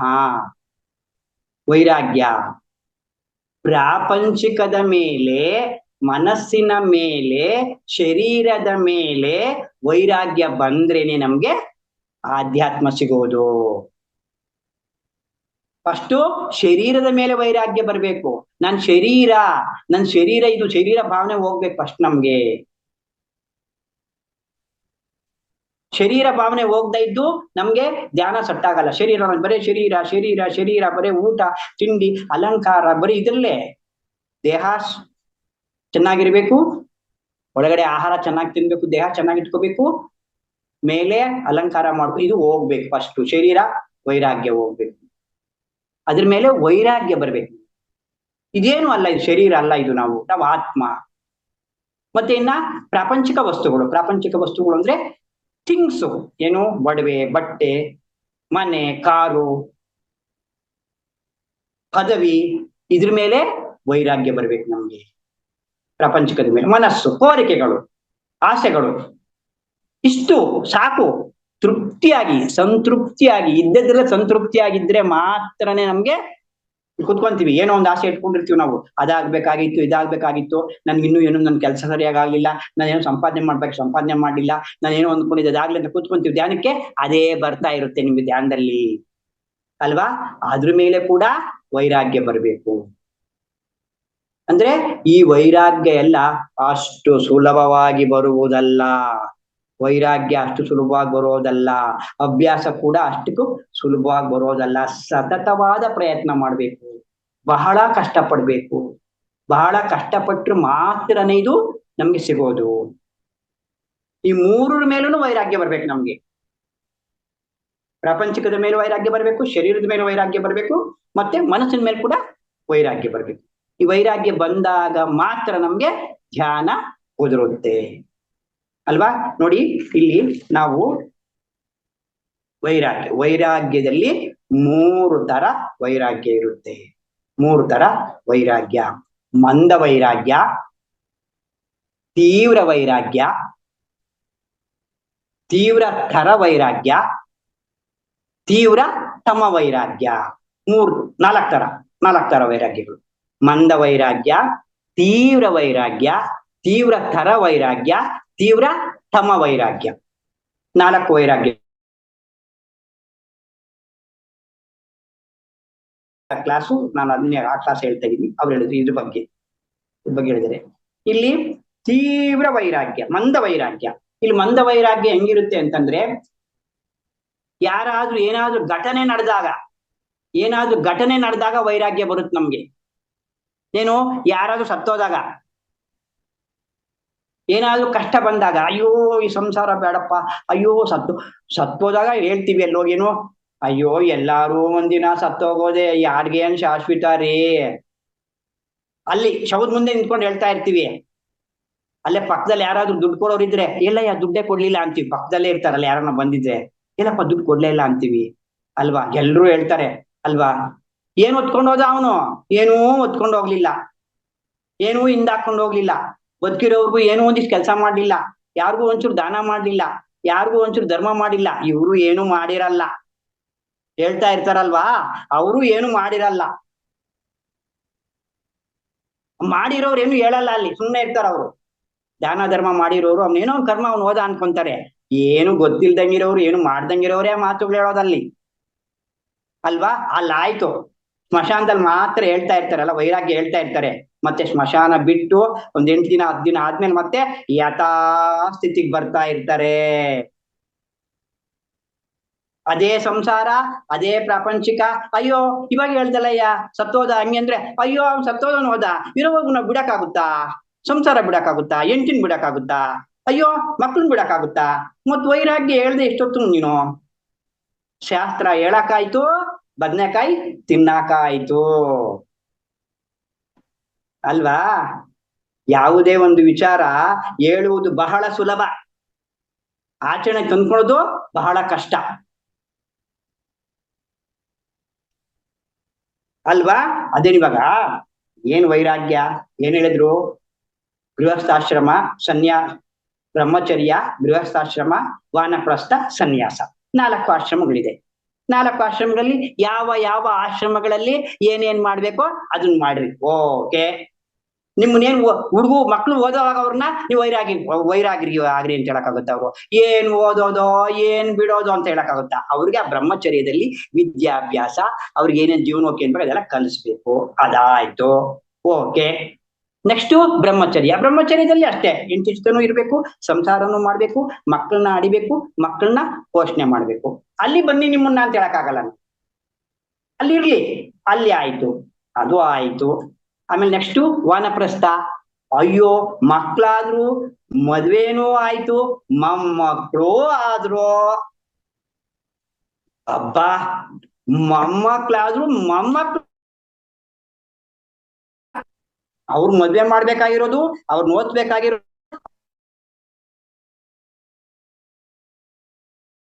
ಅವ್ರ ಮಕ್ಕಳನ್ನ ಇದ್ ಮಾಡೋದು ಅವ್ರ ಜವಾಬ್ದಾರಿ, ಮಕ್ಳು ಜವಾಬ್ದಾರಿ. ಹಂಗಲ್ ನಾವು ಇನ್ನು ಮೊಮ್ಮಕ್ಕಳನ್ನು ಸಾಕೊಂಡು ಏನೋ ಧ್ಯಾನಕ್ಕೆ ಬನ್ರಿ ಅಂದ್ರೆ ಯಾರಾದ್ರೂ ಇಲ್ಲ ನನ್ ಮೊಮ್ಮಕ್ಳಿದಾರೆ ಮನೆಗ್ ಬರಕ್ ಆಗಲ್ಲ ರೀ ಅಂತಾರೆ. ಆಹಾ ಸಾಕೊಂತಾರ ಅವ್ರ ಮೊಮ್ಮಕ್ಕಳನ್ನ ಅಲ್ವಾ. ಇದು ವಾನಪ್ರಸ್ಥ. ವಾನಪ್ರಸ್ಥ ಅಂದ್ರೆ ಅವಾಗ ಕಾಡ್ಗೆ ಹೋಗೋರು ಇರೋರು, ಕಾಡಲ್ಲಿ ವಾಸ ಮಾಡೋವಾಗ ಪ್ರಸ್ಥ. ಪ್ರಸ್ಥ ಅಂದ್ರೆ ಇರೋದು, ವಾನ ಅಂದ್ರೆ ಕಾಡು. ಕಾಡಲ್ಲಿರೋರು, ಇವಾಗ ವ್ಯವಸ್ಥೆ ಇಲ್ಲ, ಕಾಡು ಕಡ್ದಾಕ್ಬಿಟ್ಟವ್ರೆ, ಏನು ಇಲ್ಲ ಅಲ್ಲಿ ಇವಾಗ. ಅದಕ್ಕೆ ಮನೆಯಲ್ಲೇ ವಾನಪ್ರಸ್ಥರಾಗಿದ್ರಿ ಅಂದ್ರೆ ಯಾರ್ಯಾರು ಮೆಡಿಟೇಷನ್ ಬಂದಿದ್ದೀರಾ ಅವರು ಒಪ್ಬೇಡಿ. ಎಲ್ಲಿ ಫಂಕ್ಷನ್ ಆಗುತ್ತೆ, ಏನ್ ಆಧ್ಯಾತ್ಮಿಕ ಫಂಕ್ಷನ್ ರೈಟ್ ಹೇಳ್ತಾ ಇರ್ರಿ. ಎಷ್ಟು ತಿಂಗಳು ಒಂದೊಂದು ಫಂಕ್ಷನ್ ಆಗ್ತಾನೆ ಇರ್ತವೆ. ತಿರುಪತಿನಲ್ಲಿದೆ, ಕಡತಲಲ್ಲಿದೆ, ಭೀಮಾವರಂನಲ್ಲಿ ಇರ್ತಾ ಇರುತ್ತೆ, ಎಲ್ಲಿಗಲ್ಲೂ ರೈಟ್ ಹೇಳ್ತಾ ಇರ್ಬೇಕು. ನೀವ್ ಸಾಕೊಳಪ್ಪ ನಿನ್ ಮಕ್ಕಳು, ನೀನು ನನ್ಗೆ ಆಧ್ಯಾತ್ಮ ಬೇಕು. ಇದನ್ ಬಿಟ್ಟು ಇನ್ನು ಮೊಮ್ಮಕ್ಕಳನ್ನ ನೋಡ್ಕೊಂಡು ಕೂತ್ಕೊಳ್ಳೋದಾ? ಇದು ಅಲ್ಲ, ಇದು ಆಧ್ಯಾತ್ಮ ಅಲ್ಲ, ಇದು ವೈರಾಗ್ಯ. ಅವಾಗ ಅದು ವಾನಪ್ರಸ್ಥದಲ್ಲಾದ್ರೂ ನೀನು ವೈರಾಗ್ಯ ತಗೊಳ್ತಾ ಇದ್ರೆ ಇನ್ ಸಾಯವರ್ಗುನು ಅಲ್ಲೇ ಇದ್ರೆ ನಿನ್ಗೆ ಎಲ್ಲಿಂದ ಆತ್ಮದರ್ಶನ ಆಗುತ್ತೆ? ನಿನ್ಗೆ ಮಕ್ಕಳನ್ನ ಸಾಕೋದ್ ಕರೆಕ್ಟ್, ಪತ್ರಿಕೆ ಹೇಳಿಲ್ಲ ನೀನು ಮಾಡಪ್ಪ, ಮಕ್ಕಳನ್ನು ಸಾಕು, ಹೆಂಡ್ತಿನೂ ನೋಡ್ಕೋ, ಎಲ್ಲ ನೋಡ್ಕೋ, ಅವಾಗ ಸ್ವಲ್ಪ ಸ್ವಲ್ಪ ಧ್ಯಾನ ಕಲ್ತಿರೋ ಅಂತ ಹೇಳಿದ್ರು. ಏನು, ನೀ ಸ್ಟಾರ್ಟಿಂಗ್ ಇಂದಾನೆ ಸ್ವಲ್ಪ ಸ್ವಲ್ಪ ಧ್ಯಾನ ಕಲ್ತಿರೋ, ಆ ವಯಸ್ಸಾದ್ಮೇಲೆ ಧ್ಯಾನ ಪ್ರಾಕ್ಟೀಸ್ ಆಗಿರುತ್ತಲ್ಲ ಅದನ್ನ ಹೆಚ್ಚು ಮಾಡ್ಕೋ ಅಂತ ಹೇಳಿ. ಸಡನ್ ಆಗಿ ವಯಸ್ಸಾದಾಗ ಧ್ಯಾನ ಮಾಡಕ್ ಆಗಲ್ಲ, ವಯಸ್ಸಾದಾಗ ಧ್ಯಾನ ಕುದುರಲ್ಲ, ದೇಹ ಸಹಕಾರ ಕೊಡಲ್ಲ ಅಲ್ವಾ. ಅದಕ್ಕೆ ಸತತವಾದ ಅಭ್ಯಾಸ ಮಾಡ್ಬೇಕು. ಅರ್ಜುನ 85 ವಯಸ್ಸಿನಲ್ಲಿ ಮಾಡಿದ್ನಲ್ವಾ, ಆ ರೀತಿಯಾಗಿ ಸತತವಾದ ಅಭ್ಯಾಸ ಮಾಡ್ಬೇಕು. ಈ ಮೊಮ್ಮಕ್ಕಳನ್ನ ನೋಡ್ಕೊಂಡು ಅವ್ರನ್ನೇ ಇದ್ ಮಾಡ್ಕೊಂಡಿದ್ಯಾ ಅಂದ್ರೆ ನಿನ್ಗೆ ಇನ್ನು ಏನು, ಅದು ಮಂದ ವೈರಾಗ್ಯ, ತಾತ್ಕಾಲಿಕ ವೈರಾಗ್ಯ ಅಲ್ವಾ. ಈ ತಾತ್ಕಾಲಿಕ ವೈರಾಗ್ಯವನ್ನ ಮಂದ ವೈರಾಗ್ಯ ಅಂತ ಕರೀತಾರೆ. ಏನು, ತಾತ್ಕಾಲಿಕ ವೈರಾಗ್ಯ ಬರುತ್ತೆ, ಶಾಶ್ವತವಾಗಿ ಬರಲ್ಲ. ಮತ್ತೆ ಇನ್ನ ತೀವ್ರ ವೈರಾಗ್ಯ. ತೀವ್ರ ವೈರಾಗ್ಯ ಯಾವಾಗ ಬರುತ್ತೆ ಅಂತಂದ್ರೆ, ಸಾಲ ಮಾಡಿ ಏನೋ ಕಷ್ಟಕ್ಕೆ ಸಿಕ್ಕಾಕೊಂಡು ಅವಾಗ ಹೊರಟೋಗೋದು. ಸಾಲ ಮಾಡಿ ನಾನು ಸನ್ಯಾಸಿ ಆಗ್ತೀನಿ, ಏನ್ ಸನ್ಯಾಸಿ ಆಗ್ತೀನಿ. ಯಾವಾಗ ಸಾಲ ಮಾಡಿದ್ಯಲ್ಲ ದಂಡೆಯಾಗಿ, ಸಾಲ ಕೊಡ್ಬೇಕಲ್ಲ, ಕೊಟ್ಟೋರು ಕೊಡ್ಬೇಕಲ್ವಾ, ಆ ಕೊಟ್ಟೋರು ಕೂಡ ಕೆದ್ರಕೊಂಡು ಸನ್ಯಾಸಿ ಆಗೋದು, ಬಿಟ್ಟು ಹೋಗೋದು. ಇವಾಗ ಇದು ಹೆಂಗಿರುತ್ತೆ ಅಂದ್ರೆ, ಒಂದ್ ಹೆಂಡತಿ ಬೇಡ, ಆಯ್ತು, ಹೆಂಡತಿ ಏನೋ ನಿನ್ ಜೀವನದಲ್ಲಿ ಹೆಂಡತಿ ಬೇಡ, ಸಂಸಾರ ಬೇಡ, ಬಿಟ್ಬಿಟ್ಟಿದೀಯ ಅಲ್ವಾ. ಹೆಂಡತಿ ಬಿಟ್ಬಿಟ್ಟಿದ್ಯಾ, ಆದ್ರೆ ಹೆಂಡತಿ ಬಿಟ್ಟು ಸುಮ್ನೆ ಇರ್ಬೇಕಲ್ಲ ನೀನು, ಇನ್ನೊಂದ್ ಹೆಂಡತಿನ ಮದ್ವೆ ಆಗೋದು. ತೀವ್ರ ವೈರಾಗ್ಯ. ಎಲ್ಲಿ ವೈರಾಗ್ಯ ಅಲ್ಲಿ ನಿಂದು? ತೀವ್ರ ವೈರಾಗ್ಯ ಇದು. ಬಿಟ್ಟು ಇನ್ನೊಂದಕ್ಕೆ ಹೋಗೋದು ಅಲ್ವಾ. ಆಗ ಮನಸ್ಸಿನ ಕೋರಿಕೆಗಳನ್ನ ಸಂಪೂರ್ಣವಾಗಿ ನಿಲ್ಲಿಸಬೇಕು. ಅವಾಗ ಏನಾಗ್ತಾರೆ, ಕಾವಿ ಬಟ್ಟೆ ಧರಿಸ್ಕೊಂತಾರೆ, ಕಷಾಯ ಧರಿಸ್ಕೊಂತಾರೆ, ಏನೇನೋ ಮಾಡ್ತಾರೆ, ಎಲ್ಲ ಡ್ರಾಮಾ ಆಡಿ ಆಡಿ ಮತ್ತೆ ಆ ಕಾವಿ ಬಟ್ಟೆನೂ ಹೊರಟೋಗುತ್ತೆ, ಇನ್ನೊಂದು ಲೈಟ್ ಕಾವಿ ಬರುತ್ತೆ, ಆಮೇಲೆ ತಿರ್ಗಿ ಬಿಳಿ ಬಟ್ಟೆ ಹಾಕೊಂತಾರೆ, ಮತ್ತೆ ತಿರ್ಗಿ ಪ್ರಾಪಂಚಿಕಕ್ಕೇನೆ ಸಂಸಾರಕ್ಕೇನೆ ಬರ್ತಾ ಇರ್ತಾರೆ ಅಲ್ವಾ. ಅದು ಸ್ವಾಮೀಜಿಗಳು ಇರ್ತಾರಲ್ಲ ಕೆಲವರು ಎಷ್ಟೋ ಜನ ಸ್ವಾಮೀಜಿಗಳು ಬಟ್ಟೆ ಧರಿಸ್ಕೊಂಡು ಅದನ್ನ ಕಂಟ್ರೋಲ್ ಮಾಡಕ್ ಆಗ್ದಲೆ ಮತ್ತೆ ವಾಪಸ್ ಬಂದಿರೋರು ಇದಾರೆ. ಅದಕ್ಕೆ ನಮ್ ಬಸವಣ್ಣವ್ರು ಹೇಳಿದ್ರು, ಮಠದೊಳಗಣ ಬೆಕ್ಕು ಇಲಿಯ ತಿಂದಂತೆ ಅಂತ ಹೇಳಿದ್ರು. ಸನ್ಯಾಸಿಗಳನ್ನ ಒಪ್ಲಿಲ್ಲ ನಮ್ ಬಸವಣ್ಣವರು, ಮಠದೊಳಗಣ ಬೆಕ್ಕು ಇಲಿಯ ತಿಂದಂತೆ ಅಂತ ಹೇಳಿದ್ರು. ಮಣ್ಣು ಮಾಯೆ ಆದರೆ ಮನೆಯ ಕಟ್ಟು, ಹೆಣ್ಣು ಮಾಯೆ ಆದ್ರೆ ಮದ್ವೆ ಮಾಡ್ಕೋ ಅಂತ ಹೇಳಿದ್ರು. ಅದ್ಯಾಕಯ್ಯ ಡ್ರಾಮಾ ಆಡ್ತೀರಿ, ಕಾಯಿ ಬಟ್ಟೆ ಹಾಕೊಂಡು ನೀವು ಅಂತ ಹೇಳಿದ್ರು ಬಸವಣ್ಣ. ಕಾಯಿ ಬಟ್ಟೆ ಒಪ್ತಿಲ್ಲ ನಮ್ಮ ಬಸವಣ್ಣವರು, ಸಂಸಾರದಲ್ಲಿ ನಿರ್ವಾಣ ಹೊಂದಬೇಕು ಅಂತ ಹೇಳಿದ್ರು. ಅದು ಪರಿಶುದ್ಧವಾದ ಮನಸ್ಸಿನಿಂದ ಇದ್ರೆ ಕಾವಿ ಬಟ್ಟೆನೇ ಬೇಕಿಲ್ವಲ್ಲ. ಇನ್ ಪರಿಶುದ್ಧವಾದ ಮನಸ್ಸಿದ್ರೆ ಕಾವಿ ಬಟ್ಟೆನೇ ಬೇಕಿಲ್ವಲ್ಲ. ಸಂಸಾರದಲ್ಲಿ ಅವ್ರೇನ್ ಹೇಳ್ತಾರೆ, ಸಂಸಾರದಲ್ಲಿ ಇರು, ಕಾವಿ ಬಟ್ಟೆನ ಹಾಕೋಬೇಡ, ಸ್ವಾಮೀಜಿ ಆಗಿರು, ಹೆಂಡತಿಗೂ ಕೂಡ ಆಧ್ಯಾತ್ಮ ಹೇಳು, ಮದ್ವೆನೂ ಮಾಡ್ಕೋ, ಮಕ್ಳಿಗೂ ಕೂಡ ಆಧ್ಯಾತ್ಮ ಹೇಳು, ಎಲ್ಲರೂ ಧ್ಯಾನ ಪ್ರಚಾರ ಮಾಡ್ರಿ, ಎಲ್ಲರೂ ಆಧ್ಯಾತ್ಮ ಹೇಳ್ರಿ, ಹೆಂಡತಿ ಜೊತೆ ಇದ್ಕೊಂಡೇನೇನೆ ಅವ್ರು ಮಾಡ್ಬೋದಲ್ಲ ಧ್ಯಾನ, ಅವರು ಆಧ್ಯಾತ್ಮದಲ್ಲಿ ಇರ್ಬೋದಲ್ವಾ. ಇದು ಹೇಳಿದ್ರು ಬಸವಣ್ಣ. ಬಸವಣ್ಣ ಕೂಡ ಮದ್ವೆ ಆಗಿದ್ರು, ಗಂಗಾಂಬಿಕೆ ನೀಲಾಂಬಿಕೆ ಅಂತನ ಅಲ್ವಾ. ಅವರು ಮದ್ವೆ ಮಾಡ್ಕೊಂಡೆ ಸಂಸಾರದಲ್ಲಿ ನಿರ್ವಾಣ ಹೊಂದಿದ್ರು ಅವರು ಅಲ್ವಾ. ಈ ರೀತಿಯಾಗಿ ಇದು ತೀವ್ರ ವೈರಾಗ್ಯ. ತೀವ್ರ ವೈರಾಗ್ಯ ಅಂದ್ರೆ ಟೆಂಪರರಿ ವೈರಾಗ್ಯ ಇದು. ಮತ್ತೆ ಇನ್ನ ಯಾವುದು, ತೀವ್ರ ತರ ವೈರಾಗ್ಯ. ತೀವ್ರತರ ವೈರಾಗ್ಯ ಅಂತಂದ್ರೆ ಇವರು ತೀವ್ರತರ ವೈರಾಗ್ಯದವ್ರು ಯಾರು ಅಂತಂದ್ರೆ ಮದುವೆ ಮಾಡ್ಕೊಳಲ್ಲ, ಸಂಪೂರ್ಣವಾಗಿ ತಮ್ಮನ್ನ ತಾವು ತೊಡಗಿಸ್ಕೊಂಡಿರ್ತಾರೆ. ಸಂಪೂರ್ಣವಾಗಿ ತಮ್ಮನ್ನು ತಾವು ತೊಡಗಿಸ್ಕೊಂಡಿರ್ತಾರೆ ಅಂದ್ರೆ ಸ್ವಾಮಿ ವಿವೇಕಾನಂದರು, ಶಂಕರಾಚಾರ್ಯರು, ಸ್ವಾಮಿ ವಿವೇಕಾನಂದರು, ಶಂಕರಾಚಾರ್ಯರು, ರಮಣ ಮಹರ್ಷಿಗಳು ಕೂಡ ಅವರು 14 ವರ್ಷಕ್ಕೇನೆ ತಿರುವಣ್ಣಾಮಲೆಗೆ ಹೊರಟೋಗ್ಬಿಟ್ರು. ಸ್ವಾಮಿ ನೋಡಿ, ಸ್ವಾಮಿ ವಿವೇಕಾನಂದರು ಬಂದು ವಾಯ್ಸ್ ಬ್ರೇಕ್ ಆಗ್ತಿದೆ ಸರ್ ನಿಮ್ ಸ್ವಲ್ಪ. ಧ್ಯಾನಕ್ಕೆ ಬಂದ್ರು, ಎಲ್ಲ ಆಯ್ತು. ಧ್ಯಾನಕ್ಕೆ ಬಂದಾಗ ಅವ್ರಿಗೆ ಇನ್ನು ಏನು ಧ್ಯಾನ ಗೊತ್ತಿರಲ್ಲ ಸರಿಯಾಗಿ, ಆತ್ಮದರ್ಶನ ಆಗಿರಲ್ಲ. ಓಕೆನಾ? Yes sir.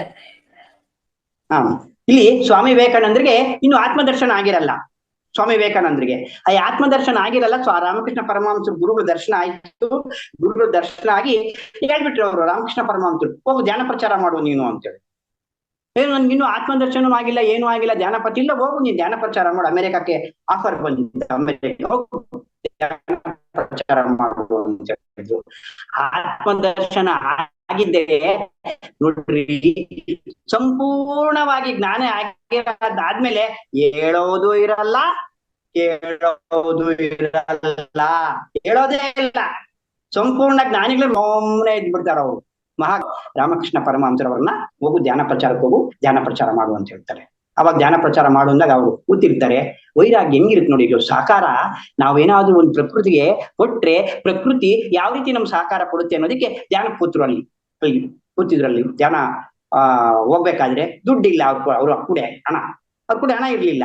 ಮತ್ತೆ ಧ್ಯಾನ ಕೂತ್ಕೊಂಡಿದ್ರು. ಧ್ಯಾನ ಕೂತ್ಕೊಂಡ್ರೆ ದುಡ್ಡಿಲ್ಲ, ಅದಕ್ಕೆ ಕೂತಿದ್ರು ಅವ್ರು ಧ್ಯಾನಕ್ಕೆ. ಏನಪ್ಪಾ ಮಾಡೋದು ನಾನು ಅಂತನ. ಆಗ ನಿವೇದಿತಾ ಅಂತ ಅಮೆರಿಕದಿಂದ ಬಂದ್ರು. ನಿವೇದಿತ ಅಮೆರಿಕದಿಂದ ಏನಕ್ಕೆ ಬಂದಿದ್ರು, ಅಮೆರಿಕದಿಂದ ಇಂಡಿಯಾಗೆ ಏನ್ ಬಂದ್ರೆ, ಇಂಡಿಯಾದಲ್ಲಿ ಮಹಾನ್ ಚೇತನಗಳು, ಮಹಾನ್ ಆಧ್ಯಾತ್ಮ ವ್ಯಕ್ತಿಗಳು, ಆಧ್ಯಾತ್ಮ ವ್ಯಕ್ತರಿದ್ದಾರೆ, ಅವ್ರ ದರ್ಶನ ಮಾಡ್ಕೋಬೇಕು, ಅವ್ರ ಕತೆ ಕೇಳ್ಬೇಕು, ಅವ್ರದೆಲ್ಲ ಕೇಳ್ಬೇಕು ಅಂತ ನಿವೇದಿತ ಅಮೆರಿಕದಿಂದ ಬಂದಿದ್ರು. ಅಮೆರಿಕದಿಂದ ಬಂದಲ್ಲಿ ಕುಂತಿದ್ರು, ಧ್ಯಾನ ಮಾಡ್ತಿದ್ರು ಅವರು. ಆಕೆ ಕೂಡ ಬಂದ್ರು, ಅಲ್ಲಿ ಬಂದು ಕೂತ್ಕೊಂಡ್ರು. ಮಹಾ ತೇಜಸ್ಸು ವಿವೇಕಾನಂದರು. ಆ ತೇಜಸ್ಸನ್ನು ನೋಡಿ ಯಾಕೆ ಸ್ವಾಮಿ ಧ್ಯಾನ ಮಾಡ್ತಿದ್ರಲ್ಲ ನೀವು, ಯಾಕೆ ಹಿಂಗ್ ಕುಂತಿದ್ದೀರಾ ಅಂತ ಕೇಳಿದ್ರು. ಅವಾಗ ಅವರು ಧ್ಯಾನದಿಂದ ಹೊರ ಬಂದು, ನೋಡಮ್ಮ, ನಾನು ನಿಮ್ಗೆ ಅಮೆರಿಕಕ್ಕೆ ಹೋಗುವಂತ ಗುರುಗಳು ಹೇಳಿದ್ದಾರೆ ನನಗೆ, ನನ್ ಕೂಡ ಹಣ ಇಲ್ಲ, ನಾನು ಧ್ಯಾನ ಹೋಗ್ಬೇಕಮ್ಮ ಅಮೆರಿಕಕ್ಕೆ, ನನ್ಗೆ ಹಣ ಇಲ್ಲ, ಏನಮ್ಮ ಮಾಡೋದು ಅಂದ್ರೆ. ಅಯ್ಯೋ ಸ್ವಾಮಿ, ಅದಕ್ಕೇನಂತೆ, ನಾನಿದ್ದೀನಿ ನಿಮ್ಗೆ ಅಂತೇಳಿ ಆಕೆ ಆಗ ಹಣವನ್ನ ಕೊಟ್ಟು ಅಮೆರಿಕಕ್ಕೆ ಕರ್ಕೊಂಡೋಗಿ, ಆಕೆ ಕೂಡ ಜೊತೆಯಲ್ಲಿ ಹೋಗಿ ಅವ್ರ ಜೊತೆಲಿ ಹೋಗಿ ಅಲ್ಲಿ ಧ್ಯಾನ ಪ್ರಚಾರ ಮಾಡಿ ಅವರ ಪಟ್ಟ ಶಿಷ್ಯ ಆಗೋಗ್ಬಿಟ್ಲಿ ಇಂಡಿಯಾಕ್ಕೆ ಬಂದು. ನೋಡಿ, ಅಲ್ಲಿ ಆಗ ಒಂದು ಪ್ರಸಂಗ ನಡೆಯುತ್ತೆ. ಆಕೆ ಅವ್ರು ನೋಡಿ, ಅವರ ತೇಜಸ್ಸು, ಅವ್ರ ವರ್ಚಸ್ಸನ್ನು ನೋಡಿ ಅವರು ಬೈಬಿಟ್ಟು ಕೇಳ್ಬಿಡ್ತಾರ, ಅಮ್ಮ ಸ್ವಾಮಿ, ನನಗೆ ನಿನ್ನಂತದೇ ಒಂದು ಮಗು ಬೇಕು ಅಂತ ಕೇಳ್ತಾರೆ ಸ್ವಾಮಿ ವಿವೇಕಾನಂದರನ್ನ. ಅಂದ್ರೆ ನಿಮ್ಮನ್ನ ನಾನು ಮದುವೆ ಮಾಡ್ಕೊಂಡು ನಿಮ್ ತರಾನೇ ಒಂದು ಮಗು ಬೇಕು ನನಗೆ, ನಿಮ್ಮಿಂದ ತೇಜಸ್ವಾದಂತ ಮಗುನ್ ಪಡಿಬೇಕು ನಾನು ಅಂದ್ರೆ, ಆಗ ಸ್ವಾಮಿ ವಿವೇಕಾನಂದರು ವೈರಾಗ್ಯ, ಇಲ್ಲಿ ನೋಡಿ ವೈರಾಗ್ಯ, ವೈರಾಗ್ಯ ಬಹಳ ಬಹಳ ಇಂಪಾರ್ಟೆಂಟ್ ಆಗಿ ಕೇಳ್ಬೇಕು ಇಲ್ಲಿ ವೈರಾಗ್ಯ. ನೋಡ್ರಿ ಆಮೇಲೆ ಇವನು ವಿಶ್ವಾಮಿತ್ರ ಮೇನಕೆ ಬಂದ್ಲು, ಇಲ್ಲ ಹೊಟ್ಟೋಯ್ತು ತಪಸ್ಸೆಲ್ಲ. ಮೇನಕೆ ಬಂದ್ಲು, ವಿಶ್ವಾಮಿತ್ರನ ಮುಂದೆ ನರ್ತನ ಮಾಡಿದ್ಲು, ವಿಶ್ವಾಮಿತ್ರನ ಕೈಲಿ ಆಗ್ಲಿಲ್ಲ, ಆಗೋಯ್ತು, ಬಿದ್ದೋದ ಅವನು, ವೈರಾಗ್ಯ ಇಲ್ಲ, ಬರ್ಲಿಲ್ಲ ಅವನಿಗೆ. ಇಷ್ಟು ಇನ್ನ ಮತ್ತೆ 1000 ವರ್ಷ, ಇನ್ನೂ 1000 ವರ್ಷ ತಪಸ್ ಮಾಡಿ ಅವನು ಆ ಶಕ್ತಿನ ಪಡ್ಕೊಂಡ ಅಲ್ವಾ. ಆಗ ಸ್ವಾಮಿ ವಿವೇಕಾನಂದ ಹೇಳಿದ್ರಂತೆ, ಯಾಕಮ್ಮ ನನ್ನಂತದೇ ಮಗು ಬೇಕು ಅಂತೀಯ, ನನ್ನನ್ನೇ ಮಗು ಅನ್ಕೋ ಅಂತ ಹೇಳಿದ್ರಂತೆ. ನನ್ನನ್ನೇ ನಿನ್ ಮಗ ಅನ್ಕೋ, ನನ್ನನ್ನೇ ನಿನ್ ಮಗ ಅನ್ಕೋ ಅಂದ್ರಂತೆ. ಆಗ ಅವಳು ಅವರಿಗೆ ಆಕರ್ಷಿತಳಾಗಿ ಬಂದು ನಮ್ಮ ಇಂಡಿಯಾದಲ್ಲಿ ಕೂಡ ಪ್ರಚಾರ ಮಾಡಿ ಅವರ ಧ್ಯಾನವನ್ನ ಈಗೇನೆ ಮುಂದುವರೆಸಿ. ನೋಡಿ, ನಿಜಗುಣ ಶಿವಯೋಗಿಗಳು ವೈರಾಗ್ಯದ ಬಗ್ಗೆ ಹೇಳ್ತಾ ಇದ್ವಿ. ವೈರಾಗ್ಯ ಹೆಂಗಿರುತ್ತೆ ಅಂತಂದ್ರೆ, ನಿಜಗುಣ ಶಿವಯೋಗಿಗಳು ಎಲ್ಲಾ ಪರೀಕ್ಷೆನೂ ಆಯ್ತು ನಿಜಗುಣ ಶಿವಯೋಗಿಗಳಿಗೆ. ಇನ್ನ ಅವ್ರಿಗೆ ಕಾಮ ಪರೀಕ್ಷೆ ಮಾಡ್ಬೇಕು ಅವ್ರಿಗೆ. ಆಗ ಕಾಮ ಪರೀಕ್ಷೆ ಮಾಡ್ಬೇಕು ಅಂದ್ರೆ ಒಬ್ಬ ಹೆಂಗಸನ್ನ ಅವರು ರೂಮಲ್ಲಿ ಬಿಟ್ಟು ವಿವಸ್ತ್ರನಾಗಿ ಮಾಡಿ ನಿಲ್ಸಿದ್ರು ನಿಜಗುಣ ಶಿವಯೋಗಿಗಳಿಗೆ. ಅವರು ಏನ್ ನೋಡಿದ್ರು, ಅಲ್ಲಿ ಶರೀರ ಏನು ಕಾಣಿಸ್ತಿಲ್ಲ ಅವ್ರಿಗಲ್ಲಿ, ಲಿಂಗ ಕಾಣಿಸ್ತು ಅವ್ರಿಗೆ, ಸಾಕ್ಷಾತ್ ಲಿಂಗ ಕಾಣಿಸ್ತು ಅಲ್ವಾ. ಎಲ್ಲಾ ಕಡೆನೂ ವಿಭೂತಿ ಧರಿಸ್ಬಿಟ್ಟು ಓಂ ನಮಃ ಶಿವಾಯ ಲಿಂಗ ದರ್ಶನ ಆಯ್ತು ನನಗೆ ಅಂತಂದ್ರು. ಇದು ತೀವ್ರ ತರ ವೈರಾಗ್ಯ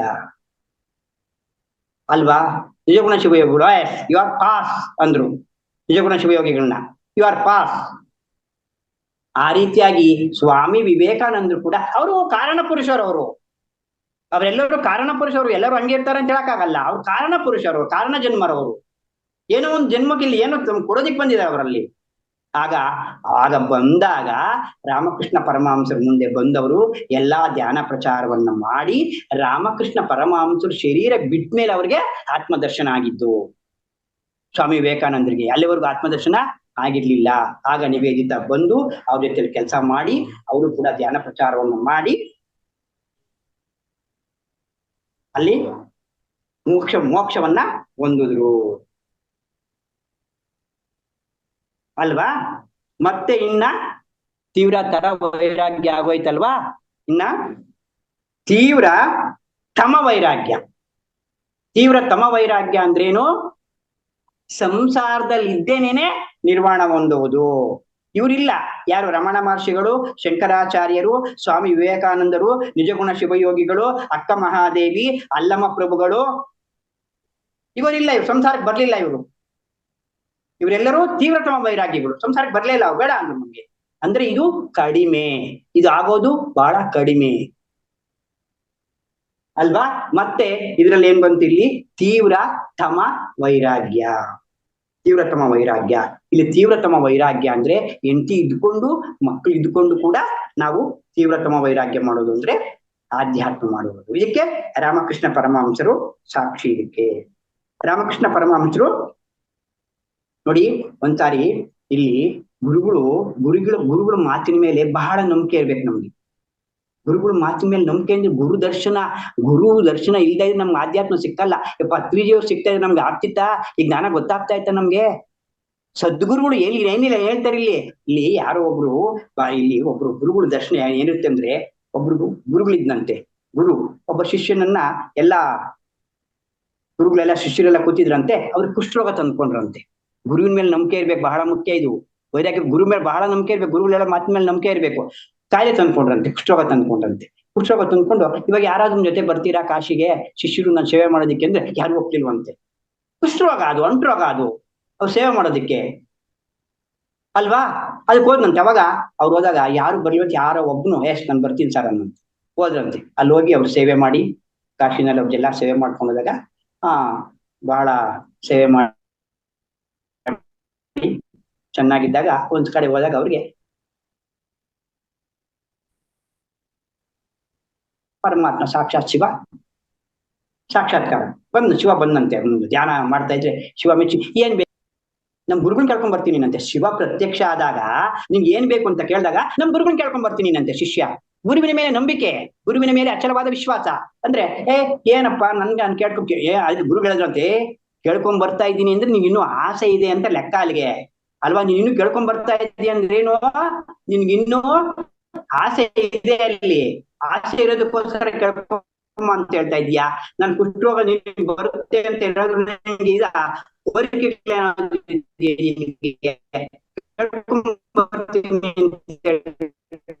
ನೆಟ್ವರ್ಕ್ ಪ್ರಾಬ್ಲಮ್ ಇದೆ ಸರ್. ನೆಟ್ವರ್ಕ್ ಇಶ್ಯೂ ಆಗ್ತಾ ಇದೆ. ನೆಟ್ವರ್ಕ್ ಪ್ರಾಬ್ಲಮ್ ಇದೆ ಅನ್ಸುತ್ತೆ. ನನ್ಗೇನ್ ಕೋರಿಕೆಗಳಿಲ್ಲ, ಏನು ಇಲ್ಲ ಅಂತ ತಿರ್ಗಾ ಹೋದ. ತಿರ್ಗಾ ಪ್ರತ್ಯಕ್ಷ ಆಗಿ ಬಂದ ಶಿವ ಅಂದ. ನೆಟ್ವರ್ಕಾ ಎಲ್ಲಾರ್ಗು ಕೇಳಮ್ಮ. ಸ್ವಲ್ಪ ಕಟ್ ಆಗ್ತದೆ. ಹಾ ಸರಿ ಹೋಯ್ತು ಸರ್. ಆಗ ಅವರು ಮತ್ತೆ ಶಿವ ಬಂದಂತೆ. ಶಿವ ಬಂದು ಕೇಳಿ ಏನ್ ಬೇಕೋ ಕೇಳಿ, ಕೊಟ್ಟೆ ಕೊಡ್ಬೇಕೇನ್? ನನ್ಗೇನು ಬೇಡ ಅನ್ನಂತ. ನನ್ಗೇನು ಬೇಕೆ? ಗುರುಗಳು ಹೇಳಿದ್ರಲ್ಲ ನನ್ಗೇನು ಬೇಡ. ಅದಕ್ಕೆ ಅವಾಗ ಗುರುಗಳ ಹತ್ರ ಹೋದಾಗ ವೆರಿ ಗುಡ್, ನೀನ್ ಪಾಸ್ ಆಗಿದ್ಯಾ ಅಂತೇಳಿ, ಕುಷ್ಠರೋಗನೂ ಇಲ್ಲ ಏನೂ ಇಲ್ಲ, ಹೋಗ್ ನೀನ್ ಪಾಸ್ ಆಗಿದ್ಯಾ ಅಂತ ಅವನನ್ನ ಶಿಷ್ಯನನ್ನು ಮಾಡಿ ಅವನಿಗೆ ಮೋಕ್ಷದ ದಾರಿಯನ್ನ, ಮುಕ್ತಿಯ ದಾರಿಯನ್ನ ಕೊಟ್ರಂತೆ ಅಲ್ವಾ. ಅಲ್ಲಿಗೆ ಗುರುಗಳ ಮೇಲೆ ಅಚಲವಾದನು. ಯಾಕೆ ಏನ್ ಹೇಳ್ತೀವಿ ಫಸ್ಟ್? ಗುರು ಬ್ರಹ್ಮ, ಗುರು ವಿಷ್ಣು, ಗುರುದೇವೋ ಮಹೇಶ್ವರ. ಗುರು ಸಾಕ್ಷಾತ್ ಬ್ರಹ್ಮ, ತಸ್ಮೈ ಶ್ರೀ ಗುರುವೇ ನಮಃ. ಎಲ್ಲವೂ ಗುರುವೇ. ದೇವ್ರು ಬಂದು ಹೇಳ್ತಾನ ನಮ್ಗೆ, ಸದ್ಗುರುಗಳ ಮುಖಾಂತರ ನಮ್ಗೆ ಹೇಳಿಸ್ತಾನೆ. ಅದಕ್ಕೆ ದೇವರಿಗಿಂತೂ ನಮ್ಗೆ ಗುರುವೇ ಮುಖ್ಯ. ದೇವ್ರ ದರ್ಶನ ಮಾಡೋದಾಗ್ಲಿ, ಭಕ್ತಿ ಆಗ್ಲಿ, ಧ್ಯಾನ ಮಾಡೋದಾಗ್ಲಿ ಯಾರು ಹೇಳ್ಕೊಡ್ತಾರೆ ನಮ್ಗೆ? ಗುರುಗಳು ಹೇಳ್ಕೊಡ್ತಾರೆ. ಅಲ್ಲೇನ್ರಿ ಗುರುಗಳು ಮುಖ್ಯ ನಮ್ಗೆ. ಸದ್ಗುರುಗಳು, ಆ ಪ್ರಕೃತಿ ನಮ್ಗೆ ಆ ಭಗವಂತ ಸದ್ಗುರುಗಳನ್ನ ಕಳಿಸಿದ್ದಾನೆ. ಆ ರೀತಿ ಗುರುಗಳ ಮೇಲೆ ಕೂಡ ಅಚಲವಾದ ನಂಬಿಕೆ ಇರ್ಬೇಕು, ಅಚಲವಾದ ವಿಶ್ವಾಸ ಇರ್ಬೇಕು. ಅವ್ರೇನಾದ್ರೂ ಹೇಳಿ ಅದನ್ನ ಮಾಡ್ತಾ ಇರ್ಬೇಕು. ಪತ್ರಿಜಿ ಏನ್ ಹೇಳಿದ್ರು ಗೊತ್ತಾ? ನಾನ್ ಏನ್ ಹೇಳ್ತೀನೋ ಅದನ್ನ ಕೇಳ್ರಿ, ನಾನ್ ಮಾಡ್ದಂಗ್ ಮಾಡ್ಬೇಡ್ರಿ ಅಂತ ಹೇಳಿದ್ರು ಪತ್ರಿಜಿ. ಗುರುಗಳು ಹೇಳ್ದಂಗ್ ಕೇಳ್ಬೇಕು. ಹೇಳಿದ್ದಾರೆ, ವಿಶಾಖಪಟ್ಟಣಂ ಹೇಳಿದ್ದಾರೆ ಪತ್ರಿಜಿ ಅವರು. ನಾನು ಹೇಳ್ದಂಗ್ ಕೇಳ್ರಿ, ನಾನು ಮಾಡ್ದಂಗ್ ಮಾಡ್ಬೇಡ್ರಿ, ನಾನು ಹೇಳ್ದಂಗ್ ಕೇಳ್ರಿ ಅಂತ ಹೇಳಿದ್ದಾರೆ ಪತ್ರಿಜಿ ಅವರು. ಒಂದ್ಸರ್ತಿ ಇವರು ವೀರಬ್ರಹ್ಮೇಂದ್ರ ಸ್ವಾಮಿಯವರು ಸಿದ್ದಯ್ಯ ಸಿದ್ದಯ್ಯನಿಗೆ ಅಲ್ಲಿ ನಾಯಿ ಮಾಂಸ ಇತ್ತಂತೆ. ನಾಯಿ ಮಾಂಸ ತಿಂದ್ರಿ ಯಾರಾದ್ರು ಅನ್ನೋದು. ಥೂ, ನಾಯಿ ಮಾಂಸ ತಿಂತಾರೆ ಯಾರಾದ್ರು ಆಯ್ತಪ್ಪ, ಥೂ ಎಲ್ಲಾರು ಅಸಹ್ಯ ಪಟ್ಕೊಂಡ್ರಂತ ವೀರಬ್ರಹ್ಮೇಂದ್ರ ಸ್ವಾಮಿ ಹೇಳಿದಾಗ. ಆಗ ಸಿದ್ದಯ್ಯ ನಾನು ತಿಂತೀನಿ ಅಂತ ಹೊಟ್ಟೋಗ್ಬಿಟ್ಟಂತ. ಸಿದ್ದಯ್ಯ ನಾನು ತಿಂತೀನಿ ಅಂತ ಹೋದ್ನಂತೆ. ಅಲ್ಲಿ ತಿನ್ನಕ್ ಶುರು ಮಾಡ್ಕೊಂಡಂತೆ. ಅಲ್ಲಿ ಹಣ್ಣುಗಳಾದ್ವಂತೆ. ಅವು ನಾಯಿ ಮಾಂಸ ತಿನ್ನಕ್ ಹೋದಾಗ ಹಣ್ಣುಗಳಾದ್ವಂತೆ ಅಲ್ವಾ. ಅಲ್ಲಿಗೆ ಯಾರಾದ್ರೂ ಗುರುಗಳು ನಾಯಿ ಮಾಂಸ ಅಂತ ತಿಂತಾರೇನ್ರಿ, ಹೇಳ್ತಾರೇನ್ರಿ? ಅದು ಗುರುವಿನ ಮೇಲೆ ನಂಬಿಕೆ. ಅದಕ್ಕೆ ಶಿಷ್ಯ ಸಿದ್ದಯ್ಯ ಪಾಸ್ ಆದ. ಅಲ್ಲಿ ಎಲ್ಲರೂ ಪಾಸ್ ಆಗಲ್ಲ ಅಲ್ವಾ. ಇವಾಗ ಕನಕದಾಸರು ಏನ್ ಮಾಡಿದ್ರು? ಎಲ್ಲಾರು ಯಾರು ಇಲ್ದೇ ಇರೋ ಜಾಗದಲ್ಲಿ ಹೋಗಿ ಬಾಳೆಹಣ್ಣು ತಿಂದ್ ಬಂದ್ರಪ್ಪ ಅಂತ ಹೇಳಿದ್ರು. ಯಾರು? ವ್ಯಾಸರಾಯರು ಹೋಗಿ ಯಾರು ಇಲ್ದೇ ಇರೋ ಜಾಗದಲ್ಲಿ ಹೋಗಿ ಬಾಳೆಹಣ್ಣು ತಿಂದ್ ಬಂದ್ರಪ್ಪ ಅಂತ. ಒಬ್ರು ಯಾರು ಇಲ್ಲ ಅಂತಂದ್ರೆ ಚಿಕ್ಕ ಮನೆಗೆ ಹೋಗ್ಕೊಂಡು ತಿಂದ್ ಬಂದ, ಇನ್ನೊಬ್ನೆಲ್ಲ ಹೋಗಿ ಬಚ್ಚಿಕೊಂಡು ತಿಂದ್ ಬಂದ, ಬಾಗ್ಲಿಂದ ಒಬ್ನ ಹೋಗಿ ತಿಂದ್ ಬಂದ ಗುರುಗಳೇ ಯಾರು ಇರ್ಲಿಲ್ಲ, ಯಾರು ನೋಡ್ಲಿಲ್ಲ ಅಲ್ವಾ. ಅವರೆಲ್ಲ ಬ್ರಾಹ್ಮಣರು. ಕನಕದಾಸರನ್ನ ಬಿಟ್ರೆ ಬೇರೆಯವರೆಲ್ಲ ಬ್ರಾಹ್ಮಣರು. ಅವರು ಶಿಷ್ಯರು, ಹುಟ್ಟಿನಲ್ಲಿ ಜನ್ಮದಲ್ಲಿ ಬ್ರಾಹ್ಮಣರು ಅವರು. ತಿನ್ಬಿಟ್ಟಿದ್ರಿ, ವೆರಿ ಗುಡ್. ಕನಕ ಕೈಯಲ್ಲಿ ಇಟ್ಕೊಂಡ್ ಬಂದ. ಕನಕದಾಸ ಕೈಯಲ್ಲಿ ಇಟ್ಕೊಂಡ್ ಬಂದ್ರೆ, ಯಾಕಪ್ಪ ಕನಕ ಯಾಕೋ ತಿನ್ಲಿಲ್ಲ ಅಂತಂದ್ರೆ, ಸ್ವಾಮಿ ನನಗೆ ಯಾರು ಇಲ್ಲಿರೋ ಜಾಗ ಕಾಣಿಸ್ಲಿಲ್ಲ ಅನ್ನಂತೆ. ಯಾಕಪ್ಪ?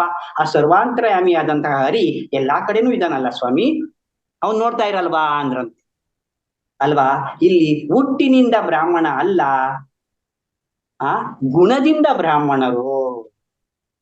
ಹುಟ್ಟಿನಿಂದ ಬ್ರಾಹ್ಮಣರು ಯಾರು ಆಗಲ್ಲ, ಗುಣದಿಂದ ಬ್ರಾಹ್ಮಣರಾಗ್ಬೇಕು. ಬ್ರಹ್ಮಜ್ಞಾನ ತಿಳಿದವರೇ ಬ್ರಾಹ್ಮಣರು, ಲಿಂಗ ತತ್ವ ತಿಳಿದವರೇ ಲಿಂಗಾಯತರು, ಜಂಗಮ ತತ್ವ ತಿಳಿದವರೇ ಜಂಗಮರು.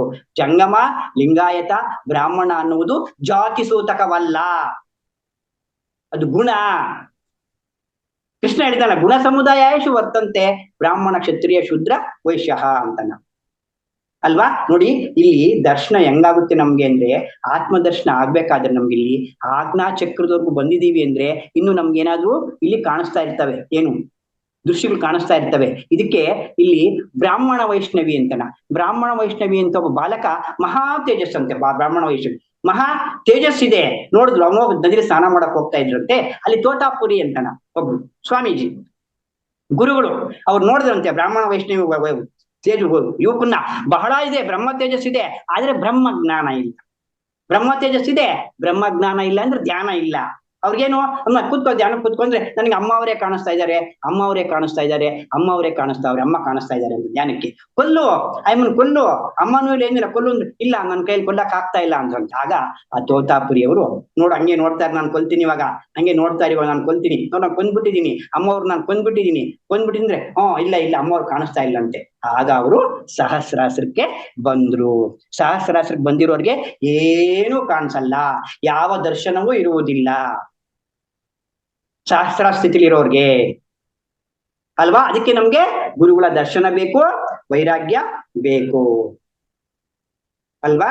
ತೀವ್ರತಮ ವೈರಾಗ್ಯದಲ್ಲಿ ರಾಮಕೃಷ್ಣ ಪರಮಹಂಸರು ಚಿಕ್ಕ ವಯಸ್ಸಿನಿಂದನೂ ಕಾಳಿಕಾಮಾತೆಯ ಪರಮ ಭಕ್ತರು. ಕಾಳಿಕಾಮಾತೆಯ ಪರಮ ಭಕ್ತರು.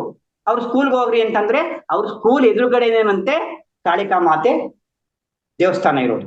ರಾಮಕೃಷ್ಣ ಪರಮಹಂಸರ ಸ್ಕೂಲ್ಗೆ ಹೋಗ್ತಾ ಇದ್ರಲ್ಲ, ಸ್ಕೂಲ್ ಹತ್ರನೇ ಇರೋದು, ಅಲ್ಲಿಗೆ ಹೋಗ್ತಾ ಇದ್ರಂತೆ. ಅವ್ರು ಹೋದಾಗ ಅಲ್ಲಿ ಅವರು ಯಾವಾಗ ಸಮಾಧಿ ಸ್ಥಿತಿ ಹೊರಟೋಗ್ಬಿಡಾರಂತೆ. ಹೋಗಿ ಅಲ್ಲಿ ಕಾಳಿಕಾಮಾತೆ ಎದುರುಗಡೆ ನನಗೆ ಕಾಳಿಕಾಮಾತೆ ಕಾಣಿಸಲ್ಲೇ ಕೂತ್ಕೊಂಡ್ಬಿಡಾರಂತೆ.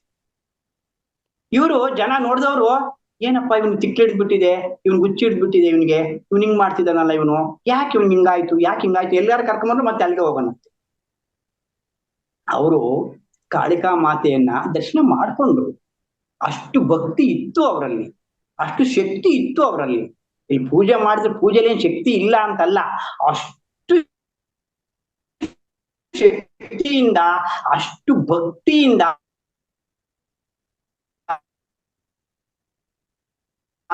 ಅಷ್ಟು ನಿರ್ಮಲವಾದ ಮನಸ್ಸಿಂದ ಆದ್ರೆ ದರ್ಶನ ಆಗ್ಬಹುದು ನಿನಗೆ. ಅಷ್ಟ್ ಮಾಡ್ತೀವ ನಾವು. ಅದಕ್ಕೆ ವ್ಯಾಸರಾಯರು ವೇದವು ಭಕ್ತಿ ಮಾರ್ಗದಲ್ಲಿ ಇವ್ರು ಅದಕ್ಕೆ ಭಕ್ತಿನಾದ್ರೂ ಇರ್ಲಿ ಅಂತೇಳಿ ಭಕ್ತಿ ಮಾರ್ಗ ಹೇಳಿದ್ರು ಅವರು ಅಲ್ವಾ. ಭಕ್ತಿ ಮಾರ್ಗ ಅದಕ್ಕೆ ಹೇಳಿದ್ರು ಅವರು. ಅದನ್ನ ಏನ್ ಮಾಡ್ಕೊಂಡಿದೀವಿ ಇಲ್ಲಿ ಶಂಕರಾಚಾರ್ಯರು ಮಠಗಳನ್ನ ಯಾಕೆ ಸ್ಥಾಪನೆ ಮಾಡಿದ್ರು?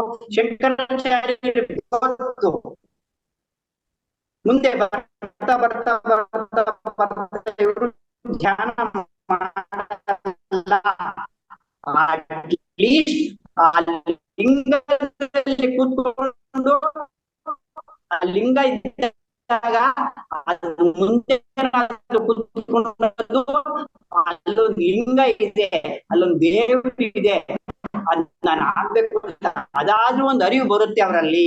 ಮತ್ತೆ ಶಂಕರಾಚಾರ್ಯರು ಅದ್ವೈತ ಮತ್ತೆ ಮಠಗಳನ್ನ ಸ್ಥಾಪನೆ ಮಾಡಿದ್ರು. ಮತ್ತೆ ಲಿಂಗ ಈ ಪ್ರಶ್ನೆಗಳನ್ನ ಅಲ್ವಾ, ಬಂಡವಾಳ ಏನಿರಲ್ಲ, ಪ್ರಶ್ನೆಗಳು ಮಾತ್ರ ಕೇಳ್ತಾ ಇರ್ತಾರೆ. ಅದ್ ಯಾಕೆ ಮಾಡ್ಬಾ?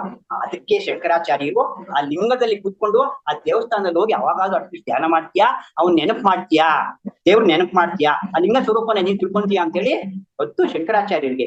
ಧ್ಯಾನ ಅನ್ನೋದು ಕಷ್ಟ ಇದೆ ಅಂತೇಳಿ ಅದಕ್ಕೆ ಕಲಿಯುಗದಲ್ಲಿ ಏನ್ ಬೇಕು ಅದನ್ನ ಕೊಟ್ರು. ಅಲ್ಲಿಂದ ಬರ್ಲಿ ಇನ್ನ ಮುಂದಕ್ಕೆ ಪೂಜೆಯಿಂದ ಸ್ತೋತ್ರ, ಸ್ತೋತ್ರದಿಂದ ಜಪ, ಜಪದಿಂದ ಧ್ಯಾನ, ಧ್ಯಾನದಿಂದ ಜ್ಞಾನ. ಇಲ್ಲಿ ಧ್ಯಾನದಿಂದ ಮಾತ್ರನೇ ಜ್ಞಾನ, ಅದಲ್ಲೆಲ್ಲ ಬರಲ್ಲ. ಅದರಲ್ಲಿ ಅದು ಸ್ಟೆಪ್ಪುಗಳವು, ಪ್ರಾಥಮಿಕ ಹಂತಗಳು. ಅಂದ್ರೆ ಇವ್ರು ಅಂಬರೀಷ ಇದ್ರು, ಬಹಳ ಪರಮ ಭಕ್ತ ಅವ್ರು ಅಂಬರೀಷ. ಭಕ್ತಿ ಮಾರ್ಗ, ಭಕ್ತಿ ಯೋಗದಲ್ಲಿ ಅಂಬರೀಷ ಸಾಕ್ಷಾತ್ ನಾರಾಯಣನೇ ಅಂತೇಳಿ ಅವನು ಸ್ನಾನ ಮಾಡ್ಸೋರು. ಯಾರಿಗೆ? ಆ ನಾರಾಯಣನ ವಿಗ್ರಹಕ್ಕೆ. ನಾರಾಯಣನ ವಿಷ್ಣುವನ್ ಪರಮ ಭಕ್ತ ಅವರು. ಹಂಗ ಲೀನಾಗಿ ಹೋಗ್ಬಿಟ್ಟಿದೆ ಅಂಬರೀಷ. ಭಕ್ತ ಅಂಬರೀಷ ಅಂತ ಹೆಸರುವಾಸಿನಿ ಅಲ್ಲ. ಹಂಗ್ ಮಾಡ್ತೀವ ನಾವು ಅಲ್ವಾ? ಆ ರೀತಿ ಭಕ್ತಿ ಮಾರ್ಗದಲ್ಲೂ ಕೂಡ ಮುಕ್ತಿ ಕಂಡವ್ರು ಇದ್ದಾರೆ, ಇಲ್ಲ ಅನ್ನಲ್ಲ. ಕಡಿಮೆ ಭಕ್ತಿ ಮಾರ್ಗದಲ್ಲಿ ಮುಕ್ತಿ ಕಂಡವರು ಕಡಿಮೆ ಇದ್ದಾರೆ. ಮಾಡ್ರಿ ನೀವು ಭಕ್ತಿ ಮಾರ್ಗದಲ್ಲಿ ಮುಕ್ತಿನ ಕಂಡಿದೀವಿ ಅಂದ್ರೆ ಏನು ಪ್ರಾಬ್ಲಮ್ ಇಲ್ಲ. ಪತ್ರಿಜಿ ಏನ್ ಹೇಳ್ತಾರೆ, ನೀವ್ ಯಾವ ದಾರಿಲಾದ್ರೂ ಇರಪ್ಪ, ಯಾವ ಮಾರ್ಗದಲ್ಲಾದ್ರೂ ಇರಪ್ಪ, ಯಾವ ಸಂಸ್ಥೆಲಾದ್ರೂ ಇರಪ್ಪ, ನೀವು ಶರೀರ ಅಲ್ಲ ಆತ್ಮ ಭಾವನೆಯಲ್ಲಿ ಇದ್ರೆ ಓಕೆ. ಪತ್ರಿಜಿಯವರೇ ನನ್ನ ಮಾತೆ ಕೇಳು, ನನ್ನ ಸಂಸ್ಥೆನಲ್ಲೇ ಇರು, PSSM ಅಲ್ಲೇ ಇರು, ಧ್ಯಾನನೇ ಮಾಡು ಅಂತ ಹೇಳಿಲ್ಲ. ನೀನ್ ಯಾವ ಮಾರ್ಗದಲ್ಲಿ ಇದ್ಯಾ, ಅವಾಗೂ ನೀನ್ ಕಳ್ಕೊಂಡ್ಬಿಟ್ಟಿದ್ಯಾ, ಓಕೆ. ನಿನ್ನಲ್ಲಿರ್ತಕ್ಕಂಥ ಅವಾಗೂ ಕಳ್ಕೊಂಡಿದ್ಯಾ, ಓಕೆ. ಅಂದ್ರೆ ಇಲ್ಲಿ ಹೋಗ್ತಕ್ಕಂಥ ದಾರಿಗಳು ಬೇರೆ ಇದೆ, ದಾರಿಗಳು ಬೇರೆ. ಬೆಂಗಳೂರು ಹೆಂಗ್ ಬೇಕಾದ್ರೂ ಹೋಗ್ಬೋದು, ಸೇರೋದು ಬೆಂಗಳೂರೇ. ಗಮ್ಯ ಒಂದೇ. ಯಾವುದು ಗಮ್ಯ? ಮೋಕ್ಷ ಹೊಂದುವುದು. ಅಲ್ಲಿ ಪೂರ್ಣಾತ್ಮದಿಂದ ಬಂದಂತ ಒಂದು ಆತ್ಮ ಇಲ್ಲಿ ಸಂಪೂರ್ಣವಾಗಿ ಅನುಭವವನ್ನು ಪಡ್ಕೊಂಡು ಪೂರ್ಣಾತ್ಮವಾಗಿ ಮತ್ತೆ ಹೋಗಿ ಪೂರ್ಣಾತ್ಮ ಸೇರುವುದೇ ನಮ್ಮ ಧ್ಯೇಯ, ಉದ್ದೇಶ ಇದು ಅಲ್ವಾ. ಅದಕ್ಕೆ ರಾಮಕೃಷ್ಣ ಪರಮಹಂಸರು ಭಕ್ತಿ ಮಾರ್ಗದಲ್ಲಿ ಇದ್ರು, ಭಕ್ತಿಯಿಂದ ಕಾಳಿಕಾಮಾತೆಯನ್ನು ಆರಾಧನೆ ಮಾಡ್ತಾ ಇದ್ರು, ಎಲ್ಲ ಮಾಡ್ತಾ ಇದ್ರು. ಇವ್ರಿಗೇನು ಇಲ್ಲ, ಇವ್ರೇನು ಏನೋ ತಿಕ್ಕಿಡ್ಬಿಟ್ಟಿದೆ, ಹುಚ್ಚಿಡ್ಬಿಟ್ಟಿದೆ ಇವ್ರಿಗೆ, ರಾಮಕೃಷ್ಣ ಪರಮಹಂಸರಿಗೆ ಅಂತ ಹೇಳ್ಬಿಟ್ಟು ಆಗ ಅವ್ರಿಗೆ ಅವ್ರ ತಂದೆ ತಾಯಿ ಊರವರು ಎಲ್ಲ ಸೇರ್ಬಿಟ್ಟು ಏನ್ ಮಾಡಿದ್ರು, ಅವ್ರ ತಂದೆ ತಾಯಿ ಎಲ್ಲರೂ ಸೇರ್ಬಿಟ್ಟು ಅವ್ರಿಗೆ ಮದ್ವೆ ಮಾಡಿದ್ರು. ಮದ್ವೆ ಮಾಡಿದೆ ಅದೇ ಹುಚ್ಚಿಬಿಡಿದ್ರೆ ಮದ್ವೆ ಆಗಿದ್ರೆ ಹುಚ್ಚಿಬಿಡಿದ್ರೆ ಮದ್ವೆ ಆಗಲ್ಲ, ಮದ್ವೆ ಆದ್ರೆ ಹುಚ್ಚಿಬಿಡಲ್ಲ ಅಂತಾರಲ್ವಾ, ಮದ್ವೆ ಮಾಡಿದ್ರು. ರಾಮಕೃಷ್ಣ ಪರಮಹಂಸರಿಗೆ ಮದ್ವೆ ಆದಾಗ 35 ವರ್ಷ, ಆಕೆ ಶಾರದಾ ಮಾತೆಯವರಿಗೆ 13 ವರ್ಷನೋ 14 ವರ್ಷನ ಮದ್ವೆ ಆದಾಗ ಶಾರದಾ ಮಾತೆನ ತಂದು ಮದ್ವೆ ಮಾಡಿದ್ರು. ಓಕೆ, ಮದ್ವೆ ಎಲ್ಲ ಆಗೋಯ್ತು. ಮತ್ತೆ ಅವರು ಸಂಸಾರ ಜೀವನವನ್ನ ಪ್ರಾರಂಭ ಮಾಡ್ಬೇಕಲ್ವಾ. ಪ್ರಾರಂಭ ಮಾಡುವ ದಿನ ಅವ್ರು ಕೇಳಿದ್ರು ಯಾರನ್ನ, ಶಾರದಾ ಮಾತೆನ, ನೋಡು ಮದ್ವೆ ಮಾಡಿದ್ದಾರೆ, ಈಗ ನಾವು ಗಂಡ ಹೆಂಡತಿ, ನಿನಗೆ ದೇಹ ಸುಖ ಅಂದ್ರೆ ಹೆಂಡತಿ ಮಕ್ಕಳು ಸಂಸಾರ ಬೇಕಾ, ಅದಕ್ಕೂ ನಾನು ರೆಡಿ ಅಂದ್ರು ಅವ್ರು. ನಾನು ಮಕ್ಕಳು ನಿಂಗೆ ಸಂಸಾರ ಬೇಕು ಅಂದ್ರು ಅದಕ್ಕೂ ನಾನು ರೆಡಿ, ಆದ್ರೆ ನನ್ನ ಉದ್ದೇಶ ನನ್ನ ಧ್ಯೇಯ ಸಂಪೂರ್ಣವಾಗಿ ನಾನು ಆಧ್ಯಾತ್ಮದಲ್ಲಿ ಇರ್ಬೇಕು ಅಂತ ಇದ್ದೀನಿ ಅಂತ ಹೇಳಿದ್ರು. ಆಗ ಶಾರದಾ ಮಾತೆ ಅವರಲ್ಲಿರ್ತಕ್ಕಂಥ ದಿವ್ಯತ್ವವನ್ನ, ಅವರಲ್ಲಿರ್ತಕ್ಕಂಥ ಆಧ್ಯಾತ್ಮವನ್ನ ಅರ್ಥ ಮಾಡ್ಕೊಂಡು, ನನಗೆ ಸಾಂಸಾರಿಕ ಜೀವನ ನನಗೂ ಕೂಡ ಬೇಡ, ನಾನು ಕೂಡ ಆಧ್ಯಾತ್ಮ ಮಾರ್ಗದಲ್ಲೇ ಇರ್ತೀನಿ ಅಂತ ಒಪ್ಕೊಂಡ್ರು ಶಾರದಾ ಮಾತೆಯವರು. ಅವ್ರು ಒಪ್ಪಿಗೆ ಪಡೆದೆ ಅವರು, ಯಾಕಂದ್ರೆ ಮದುವೆ ಮಾಡ್ಕೊಂಡು ಸಂಸಾರ ಮಾಡ್ಲೇಬೇಕು, ಅದು ದ್ರೋಹ ಆಗುತ್ತಲ್ವ. ಆ ರೀತಿಯಾಗಿ ಅವ್ರು ನೋಡಿ ಇಲ್ಲಿ ಯಾರು ಗುರುತಿಸ್ಲಿಲ್ಲ, ಅಲ್ಲಿ ಯಾರು ರಾಮಕೃಷ್ಣ ಪರಮಹಂಸರಲ್ಲಿ ಇರ್ತಕ್ಕಂಥ ಒಂದು ಆಧ್ಯಾತ್ಮ ಮಾರ್ಗವನ್ನ ಆಕೆ ಅವ್ರ ಹೆಂಡತಿ ಗುರ್ಸಿದ್ರು. ಅವರು ಆ ಗುರ್ಸಿದಾಗ ಅವಾಗ ಅವರು ಸಂಪೂರ್ಣವಾಗಿ ಧ್ಯಾನವನ್ನ ಮಾಡಿ ನೋಡಿ.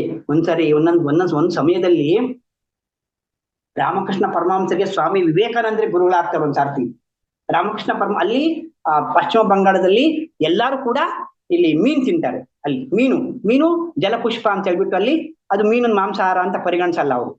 ಪಶ್ಚಿಮ ಬಂಗಾಳ ಆ ಕಡೆ ಅದು ಅಲ್ಲಿ ಇವನ್ ಬ್ರಾಹ್ಮಿಣ್ಸ್ ಕೂಡ, ರಾಮಕೃಷ್ಣ ಪರಮಹಂಸರು ಬ್ರಾಹ್ಮಿಣ್ಸರೇ, ಸ್ವಾಮಿ ವಿವೇಕಾನಂದರು ಬ್ರಾಹ್ಮಿಣ್ಸ್. ಅಲ್ಲಿ ಬ್ರಾಹ್ಮಿಣ್ಸ್ ಅಂದ್ರೆ ಮತ್ಸ್ಯ ಬ್ರಾಹ್ಮಣರು ಅಂತಾರೆ ಅವ್ರನ್ನಲ್ಲಿ. ಮೀನ್ ತಿಂತಾ ಇದ್ರು, ಅದು ಮೀನು ಸಹಜ ಅಲ್ಲಿ ಎಲ್ಲಾರು. ಅದಕ್ಕೆ ಅವಾಗ ಹೇಳಿದ್ರಂತೆ ಸ್ವಾಮಿ ವಿವೇಕಾನಂದರು ಬಂದು ಹೇಳಿದ್ರಂತೆ, ನೀವು ಮಾಂಸ ತಿಂದ್ರೆ ಸಮಾಧಿಗೆ ಹೋಗಲ್ಲ ಅಂತ ಹೇಳಿ. ಆಗ ಮೀನ್ ತಿನ್ನೋದು ಕೂಡ ಬಿಟ್ಬಿಟ್ರು ರಾಮಕೃಷ್ಣ ಪರಮಹಂಸ. ಆಗ ಅವರು ಸಮಾಧಿಗೆ ಹೋದ್ರು. ಈ ಆಹಾರ ಕೂಡ ಬಹಳ ಮುಖ್ಯ. ಆಹಾರ, ನಾವು ತಿನ್ನುವ ಆಹಾರದಿಂದಲೇ ನಮಗೆ ಶಕ್ತಿ ಬರುತ್ತೆ. ಆ ಶಕ್ತಿಯಿಂದನೇ ನಾಡಿಮಂಡಲ ಶುದ್ಧಿ ಆಗುತ್ತೆ. ನಾಡಿಮಂಡಲ ಶುದ್ಧಿ ಆದ್ರೇನೆ ನಮ್ಗೆ ಬುದ್ಧಿ ವಿಕಸನ ಆಗುತ್ತೆ. ಬುದ್ಧಿ ವಿಕಸನ ಆದ್ರೇನೆ ವಿವೇಕ ಬರುತ್ತೆ. ವಿವೇಕ ಬಂದ್ರೇನೆ ವಿಚಕ್ಷಣಾ ಜ್ಞಾನ ಬರುತ್ತೆ. ವಿಚಕ್ಷಣಾ ಜ್ಞಾನ ಬಂದ್ರೇನೆ ನಮ್ಗೆ ಮೋಕ್ಷ ಸಿಗುತ್ತೆ ಅಲ್ವಾ. ಆ ರೀತಿಯಾಗಿ ರಾಮಕೃಷ್ಣ ಪರಮಹಂಸರು ಧ್ಯಾನಿಗಳಾಗಿ. ಮತ್ತೆ ಇನ್ನ ತೀವ್ರ ತಮ ವೈರಾಗ್ಯದಲ್ಲಿ ಇನ್ನೊಬ್ರು ಯಾರು ಬರ್ತಾರೆ ಅಂತಂದ್ರೆ ಯುಕ್ತೇಶ್ವರರು, ಲಾಹ್ರಿ ಮಹಾಶಯ ಕೂಡ ಹೆಂಡತಿನೂ ಇದ್ರು, ಸಂಸಾರನೂ ಇತ್ತು, ಮಕ್ಕಳು ಇದ್ರು. ಹೆಂಡತಿ ಮಕ್ಕಳು ಸಂಸಾರ ಎಲ್ಲ ಇದ್ರು. ಅವರಿಗೆ ಮಹಾತೌರ್ ಬಾಬಾಜಿ ಗುರುಗಳು. ಆ ಮಹಾತೌರ್ ಬಾಬಾಜಿ ಗುರುಗಳಾದಾಗ ಅವ್ರನ್ನ ಧ್ಯಾನ ಕುಂಡಿಸ್ತಾರೆ. ಧ್ಯಾನ ಮಾಡಪ್ಪ, ನೀವು ಧ್ಯಾನ ಮಾಡು ಅಂತ ಹೇಳ್ತಾರೆ. ನೋಡಿ, ನಮ್ಗೆ ಏನೇ ಆಸೆಗಿದ್ರು ಕೂಡ ಈಡೇರಿಸ್ಕೋಬೇಕು ಅಂತ ಹೇಳ್ತಾರೆ. ಏನೇ ಆಸೆಗಳು ಅಂದ್ರೆ ಈಡೇರಿಸ್ಕೊಳ್ಳೋಂತ ಆಸೆಗಳನ್ನೇ ಈಡೇರಿಸ್ಕೋಬೇಕು. ನೀನ್ ಏನೇನೋ ಆಸೆಗಳು ಈಡೇರಿಸ್ಕೋಬೇಕು ಅಂದ್ರೆ ತಾರಾಟಿ ತಗೊಂತಾರೆ ಆಮೇಲೆ ಅಲ್ವಾ. ಆ ರೀತಿಯಾಗಿ ಅಲ್ಲೇನಾದ್ರು ಧ್ಯಾನ ಕುಂಡಿಸಿದ್ರೆ ಯುಕ್ತೇಶ್ವರ ಧ್ಯಾನ ಕೂತ್ಕೊ ಅಂತಂದ್ರೆ ಅವರು ನನಗೆ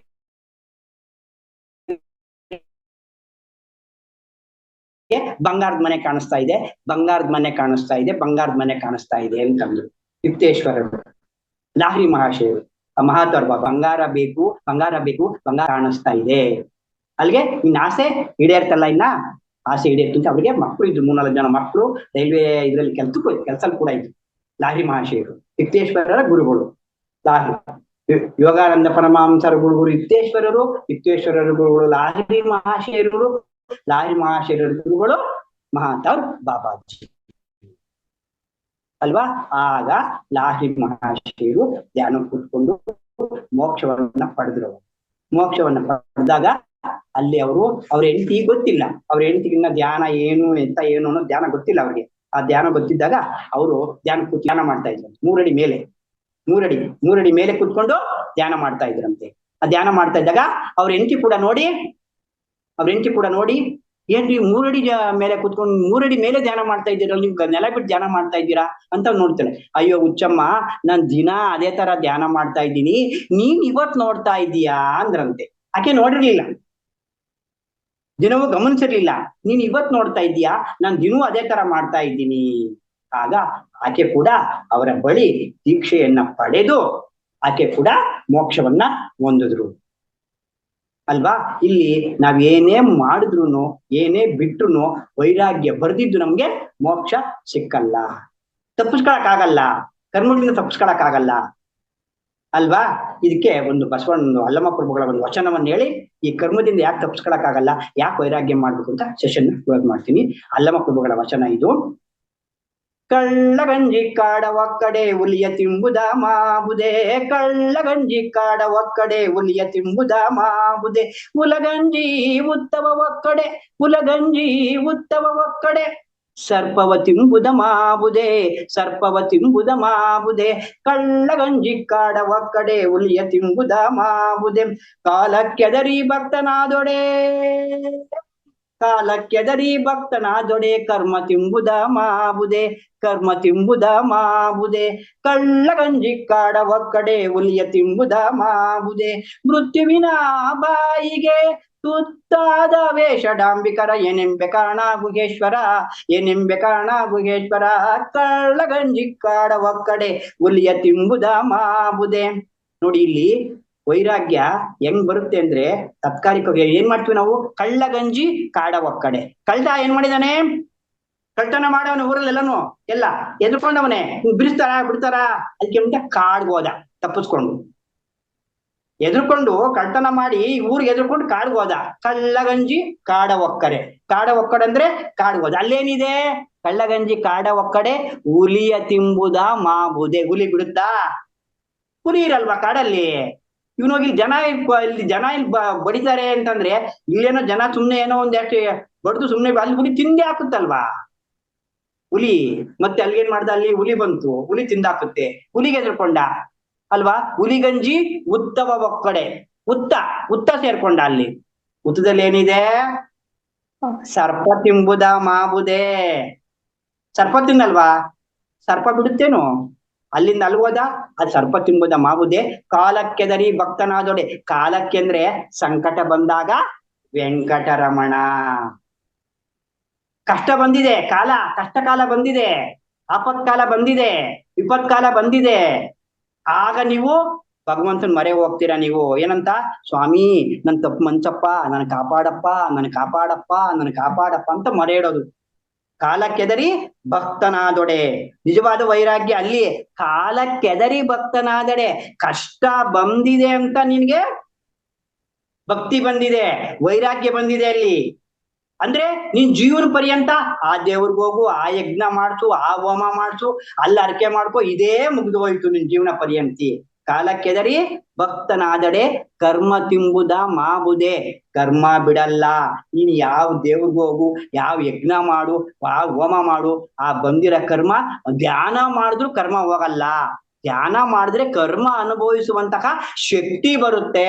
ಧ್ಯಾನದಿಂದ ಎಲ್ಲ ಹೇಳ್ತಾರೆ, ಸಂಕಲ್ಪ ಮಾಡ್ಕೊಳ್ಳಿ, ದುಡ್ಡು ಸಿಗುತ್ತೆ, ಬದನೆಕಾಯಿ ಸಿಗುತ್ತೆ, ಏನೂ ಸಿಗಲ್ಲ. ಧ್ಯಾನದಿಂದ ನಾವು ಮೋಕ್ಷ ಪಡಿಬೇಕು, ಶಕ್ತಿ ಪಡ್ಕೋಬೇಕು. ಸಂಕಲ್ಪ ಧ್ಯಾನನೂ ಇಲ್ಲ, ಮನಿ ಮೈಂಡೆಡ್ ಮೆಡಿಟೇಷನ್ ಇಲ್ಲ, ಗುಡಾಕೇಶನೂ ಇಲ್ಲ, ಯಾವ ಕೇಶನೂ ಇಲ್ಲ. ಇರುವುದೆಲ್ಲ ಒಂದೇ ಧ್ಯಾನ, ಆನ ಪಾನ ಸತಿ ಧ್ಯಾನ. ಉಸಿರಾಟದ ಮೇಲೆ ಗಮನ, ಮ್ಯೂಸಿಕ್ಗೂ ಇಲ್ಲ, ಗೈಡಿಂಗೂ ಇಲ್ಲ. ಸೈಲೆಂಟ್ ಮಾಡ್ಬೇಕು ಮೆಡಿಟೇಷನ್ ಮೈಂಡ್ನ. ಆಗ ನಮ್ಮ ಸೈಲೆಂಟ್ ಮಾಡಿದಾಗ ಮನಸ್ಸು ಶುದ್ಧಿ ಆಗುತ್ತೆ. ಮನಸ್ಸು ಶುದ್ಧಿ ಆದಾಗ ಬುದ್ಧಿ ವಿಕಸನ ಆಗ ಓಹೋ ಈ ಕರ್ಮ ಯಾಕೆ ಬಂದಿದೆ ನಮ್ಗೆ, ಹಿಂದಿನ ಜನ್ಮದಲ್ಲಿ ಮಾಡಿದ ಕರ್ಮ ಫಲ ಈಗ ಅನುಭವಿಸ್ತದೆ ಅಂತಕ್ಕಂಥ ಅರಿವು ಜ್ಞಾನ ನಮ್ಮಲ್ಲಿ ಬರುತ್ತೆ ಅಲ್ವಾ. ಕರ್ಮ ತಿಂಬುದೇ, ಕರ್ಮ ತಿಂದೆ ಬಿಡುತ್ತಾ. ರಮಣ ಮಹರ್ಷಿಗಳನ್ನ ಬಿಡ್ಲಿಲ್ಲ ಕಾಯಿಲೆ, ಸ್ವಾಮಿ ವಿವೇಕಾನಂದನ್ ಬಿಡ್ಲಿಲ್ಲ ಅಲ್ವಾ. ಸ್ವಾಮಿ ರಾಮ ಅವರು ಕ್ಯಾನ್ಸರ್ ಬಂದ್ ಸತ್ತೋದ್ರು ಸ್ವಾಮಿ ರಾಮ ಅವರು ಅಲ್ವಾ. ಯಾಕಾಯ್ತು, ಕರ್ಮ. ಅದು ಕರ್ಮವನ್ನ ಅನುಭವಿಸಬೇಕು. ಕಾಲಕ್ಕೆದರಿ ಭಕ್ತನಾದಡೆ ಕರ್ಮ ತಿಂಬುದ ಮಾದರಿ. ನೀನ್ ಭಕ್ತ ಆದ ಮಾತ್ರಕ್ಕೆ ಕರ್ಮ ತಿಂದೆ ಬಿಡಲ್ಲಯ್ಯ. ಆ ಕರ್ಮ ಯಾಕೆ ಬಂದಿದೆ ಅನ್ನೋದನ್ನ ಸೊಲ್ಯೂಷನ್ ಕಂಡ್ಕೋಬೇಕು ನಾವು. ಅದಕ್ಕೇನ್ ಮಾಡ್ಬೇಕು, ಧ್ಯಾನ ಮಾಡ್ಬೇಕು. ಮೃತ್ಯುವಿನ ಬಾಯಿಗೆ ತುತ್ತಾದ ವೇಷ ಡಾಂಬಿಕರ. ಈ ವೇಷ ಧರಿಸ್ಕೊಂಡೇನೆ ನೀನು ಭಕ್ತಿ ಯೋಗ ಅವನ ಹೋಮಂತಿ ವೇಷ ಧರಿಸ್ಕೊಂಡೇ ನಿನ್ ಜೀವನ ಎಲ್ಲ ಆಗೋಯ್ತು, ಜೀವನ ಮುಗ್ದೋಯ್ತು, ಸತ್ತೋದೆ. ಮತ್ತೆ ಕರ್ಮ ಆಡಾಯ್ತು, ಮುಂದಕ್ಕೆ ಕರ್ಮ ಹೋಯ್ತೆ ಹೊರತು ನೀನ್ ಸತ್ತೋದೆ ಅಷ್ಟೇ. ಕರ್ಮ ಮಾತ್ರ ನಿಲ್ಲಿಲ್ಲ, ಮುಂದಿನ ಜನ್ಮಕ್ಕೂ ಕೂಡ ಕರ್ಮ ಆಡಾಗ್ತಾ ಇರುತ್ತೆ. ವೇಷ ಡಾಂಬಿಕರ ಏನೆಂಬೇಕಣ, ಆ ಡಾಂಬಿಕರು ವೇಷ ಡಾಂಬಿಕರಲ್ಲಪ್ಪ. ತಿಳಿ ಪರಮಾತ್ಮನನ್ನು ತಿಳಿ, ನಿಜವಾದ ವೈರಾಗ್ಯ ತಂದ್ಕೋ. ಪರಮಾತ್ಮನನ್ನು ತಿಳಿದು ಪರಮಾತ್ಮನನ್ನು ಹೊಂದಬೇಕು ನಾವು. ಅದು ಈಗಿನ ಈ ಇದರಲ್ಲಿ ಧ್ಯಾನದಿಂದ ಮಾತ್ರ ಸಾಧ್ಯ. ಭಕ್ತಿಯಲ್ಲಿಲ್ಲ, ಸ್ತೋತ್ರದಲ್ಲಿಲ್ಲ. ಆ ಸ್ತೋತ್ರ ಭಕ್ತಿ ಮಾಡೋರ್ಗೆ ಯಾರಿಗೂ ಆ ಶಕ್ತಿ ಇಲ್ಲ. ಧ್ಯಾನ ಬಹಳ ಸುಲಭವಾದ ಮಾರ್ಗ. ಹಾಗಾಗಿ ಎಲ್ಲರೂ ಉಸಿರಾಟದ ಮೇಲೆ ಗಮನ ಕೊಟ್ಟು ಧ್ಯಾನವನ್ನು ಮಾಡಿದ್ರೆ ಮಾತ್ರ ನಮಗೆ ಮೋಕ್ಷ ಸಿಗುತ್ತೆ. Okay, thank you, thank you, thank you, thank you. ತುಂಬಾ ಧನ್ಯವಾದಗಳು ಸರ್. ಅದ್ಭುತವಾದ ಮಾಹಿತಿಯನ್ನು ಕೊಟ್ರಿ. ನಿಜವಾಗ್ಲು ವೈರಾಗ್ಯ ಅಂದ್ರೆ ಎಲ್ರಿಗೂ ಬಹಳ ಬಹಳ ವಿವರವಾಗಿ ಚೆನ್ನಾಗಿ ಅರ್ಥ ಆಗುವಂತೆ ಹೇಳಿದೀರಾ. ವೈರಾಗ್ಯ ಸುಲಭವಾಗಿ ಅಂತೂ ಆಗುದಿಲ್ಲ. ಅದನ್ನ ತಾವು ಮೊದ್ಲು ಹೇಳಿ ನಂತರ ತಾವು ಮೆಸೇಜ್ ಅನ್ನು ಕೊಡ್ತಾ ಬಂದ್ರಿ. ಅದೆಲ್ಲ ಕೇಳಿದಾಗ ನಿಜವಾಗ್ಲೂ ವೈರಾಗ್ಯ ಸುಲಭವಾಗಿ ಬರುವುದಿಲ್ಲ ಅಂತ ಅರ್ಥ ಆಯ್ತು. ಪ್ರಪಂಚದ ಮೇಲೆ ಸಹ ವೈರಾಗ್ಯ ಇರಬೇಕು, ಮನಸ್ಸಿನ ಮೇಲೆ ವೈರಾಗ್ಯ ಇರಬೇಕು, ಹಾಗೂ ಶರೀರದ ಮೇಲೆ ಸಹ ವೈರಾಗ್ಯ ಬರಬೇಕು. ಹಾಗೆ 4 ರೀತಿಯ ವೈರಾಗ್ಯವನ್ನ ಬಹಳ ಸವಿವರವಾಗಿ ವರ್ಣಿಸಿದ್ರಿ. ನಿಜವಾಗ್ಲೂ ಅದ್ಭುತವಾದ ಒಂದು ಮಾಹಿತಿ. ಜೊತೆಗೆ ಉದಾಹರಣೆಗೆ ವಿವೇಕಾನಂದರು, ಮತ್ತೆ ನಮ್ಮ ಪರಮಹಂಸರು, ಶಾರದಾ ಮಾತೆ, ಇವ್ರದೆಲ್ಲ ಒಂದು ಉದಾಹರಣೆನ ಬಹಳ ಸ್ಪಷ್ಟವಾಗಿ ಎಲ್ರಿಗೂ ಮನಮುಟ್ಟುವಾಗೆ ಮಾಹಿತಿಯನ್ನು ಕೊಟ್ರಿ ಸರ್. ತುಂಬಾ ತುಂಬಾ ಧನ್ಯವಾದಗಳು. ಜೊತೆಗೆ ಕೊನೆಗೆ ಅಲ್ಲಮ ಪ್ರಭುಗಳ ಒಂದು ವಚನದೊಂದಿಗೆ, ಕಾಡಿಗೆ ಹೋದ್ರೆ ಹುಲಿ ಇದೆ, ಹುತ್ತದೊಳಗೆ ಹೋದ್ರೆ ಹಾವು ಇದೆ, ಎಲ್ಲಿ ಹೋದ್ರೂ ನಾವು ಬಚಾವಾಗುದಿಲ್ಲ. ನಮ್ಮ ಕರ್ಮದಿಂದ ಅಥವಾ ನಮ್ಮ ಧ್ಯಾನದಿಂದ ನಾವು ಮುಕ್ತರಾದ್ರೆ ಮಾತ್ರ ನಾವು ಬಚಾವಾಗುದು ಅಂತ ಹೇಳತಕ್ಕಂಥ ಒಂದು ಅಂಶವನ್ನ ಗಮನಕ್ಕೆ ತಂದ್ರಿ. ಧ್ಯಾನದಿಂದನೇ ಶಕ್ತಿ. ಎಲ್ಲವನ್ನ ನಾವು ಸಹಿಸ್ಕೊಂಡು ಜೀವಿಸ್ಬೇಕಾದ್ರೆ ಧ್ಯಾನದಿಂದನೇ ನಮಗೆ ಶಕ್ತಿ ದೊರೆಯುತ್ತೆ. ಇದು ಎಲ್ಲರಿಗೂ ಬರ್ಲಿ ಅಂತ ಸಹ ಹಾರೈಸಿದಿರ. ತುಂಬಾ ತುಂಬಾ ತುಂಬಾ ಧನ್ಯವಾದಗಳು ಸರ್.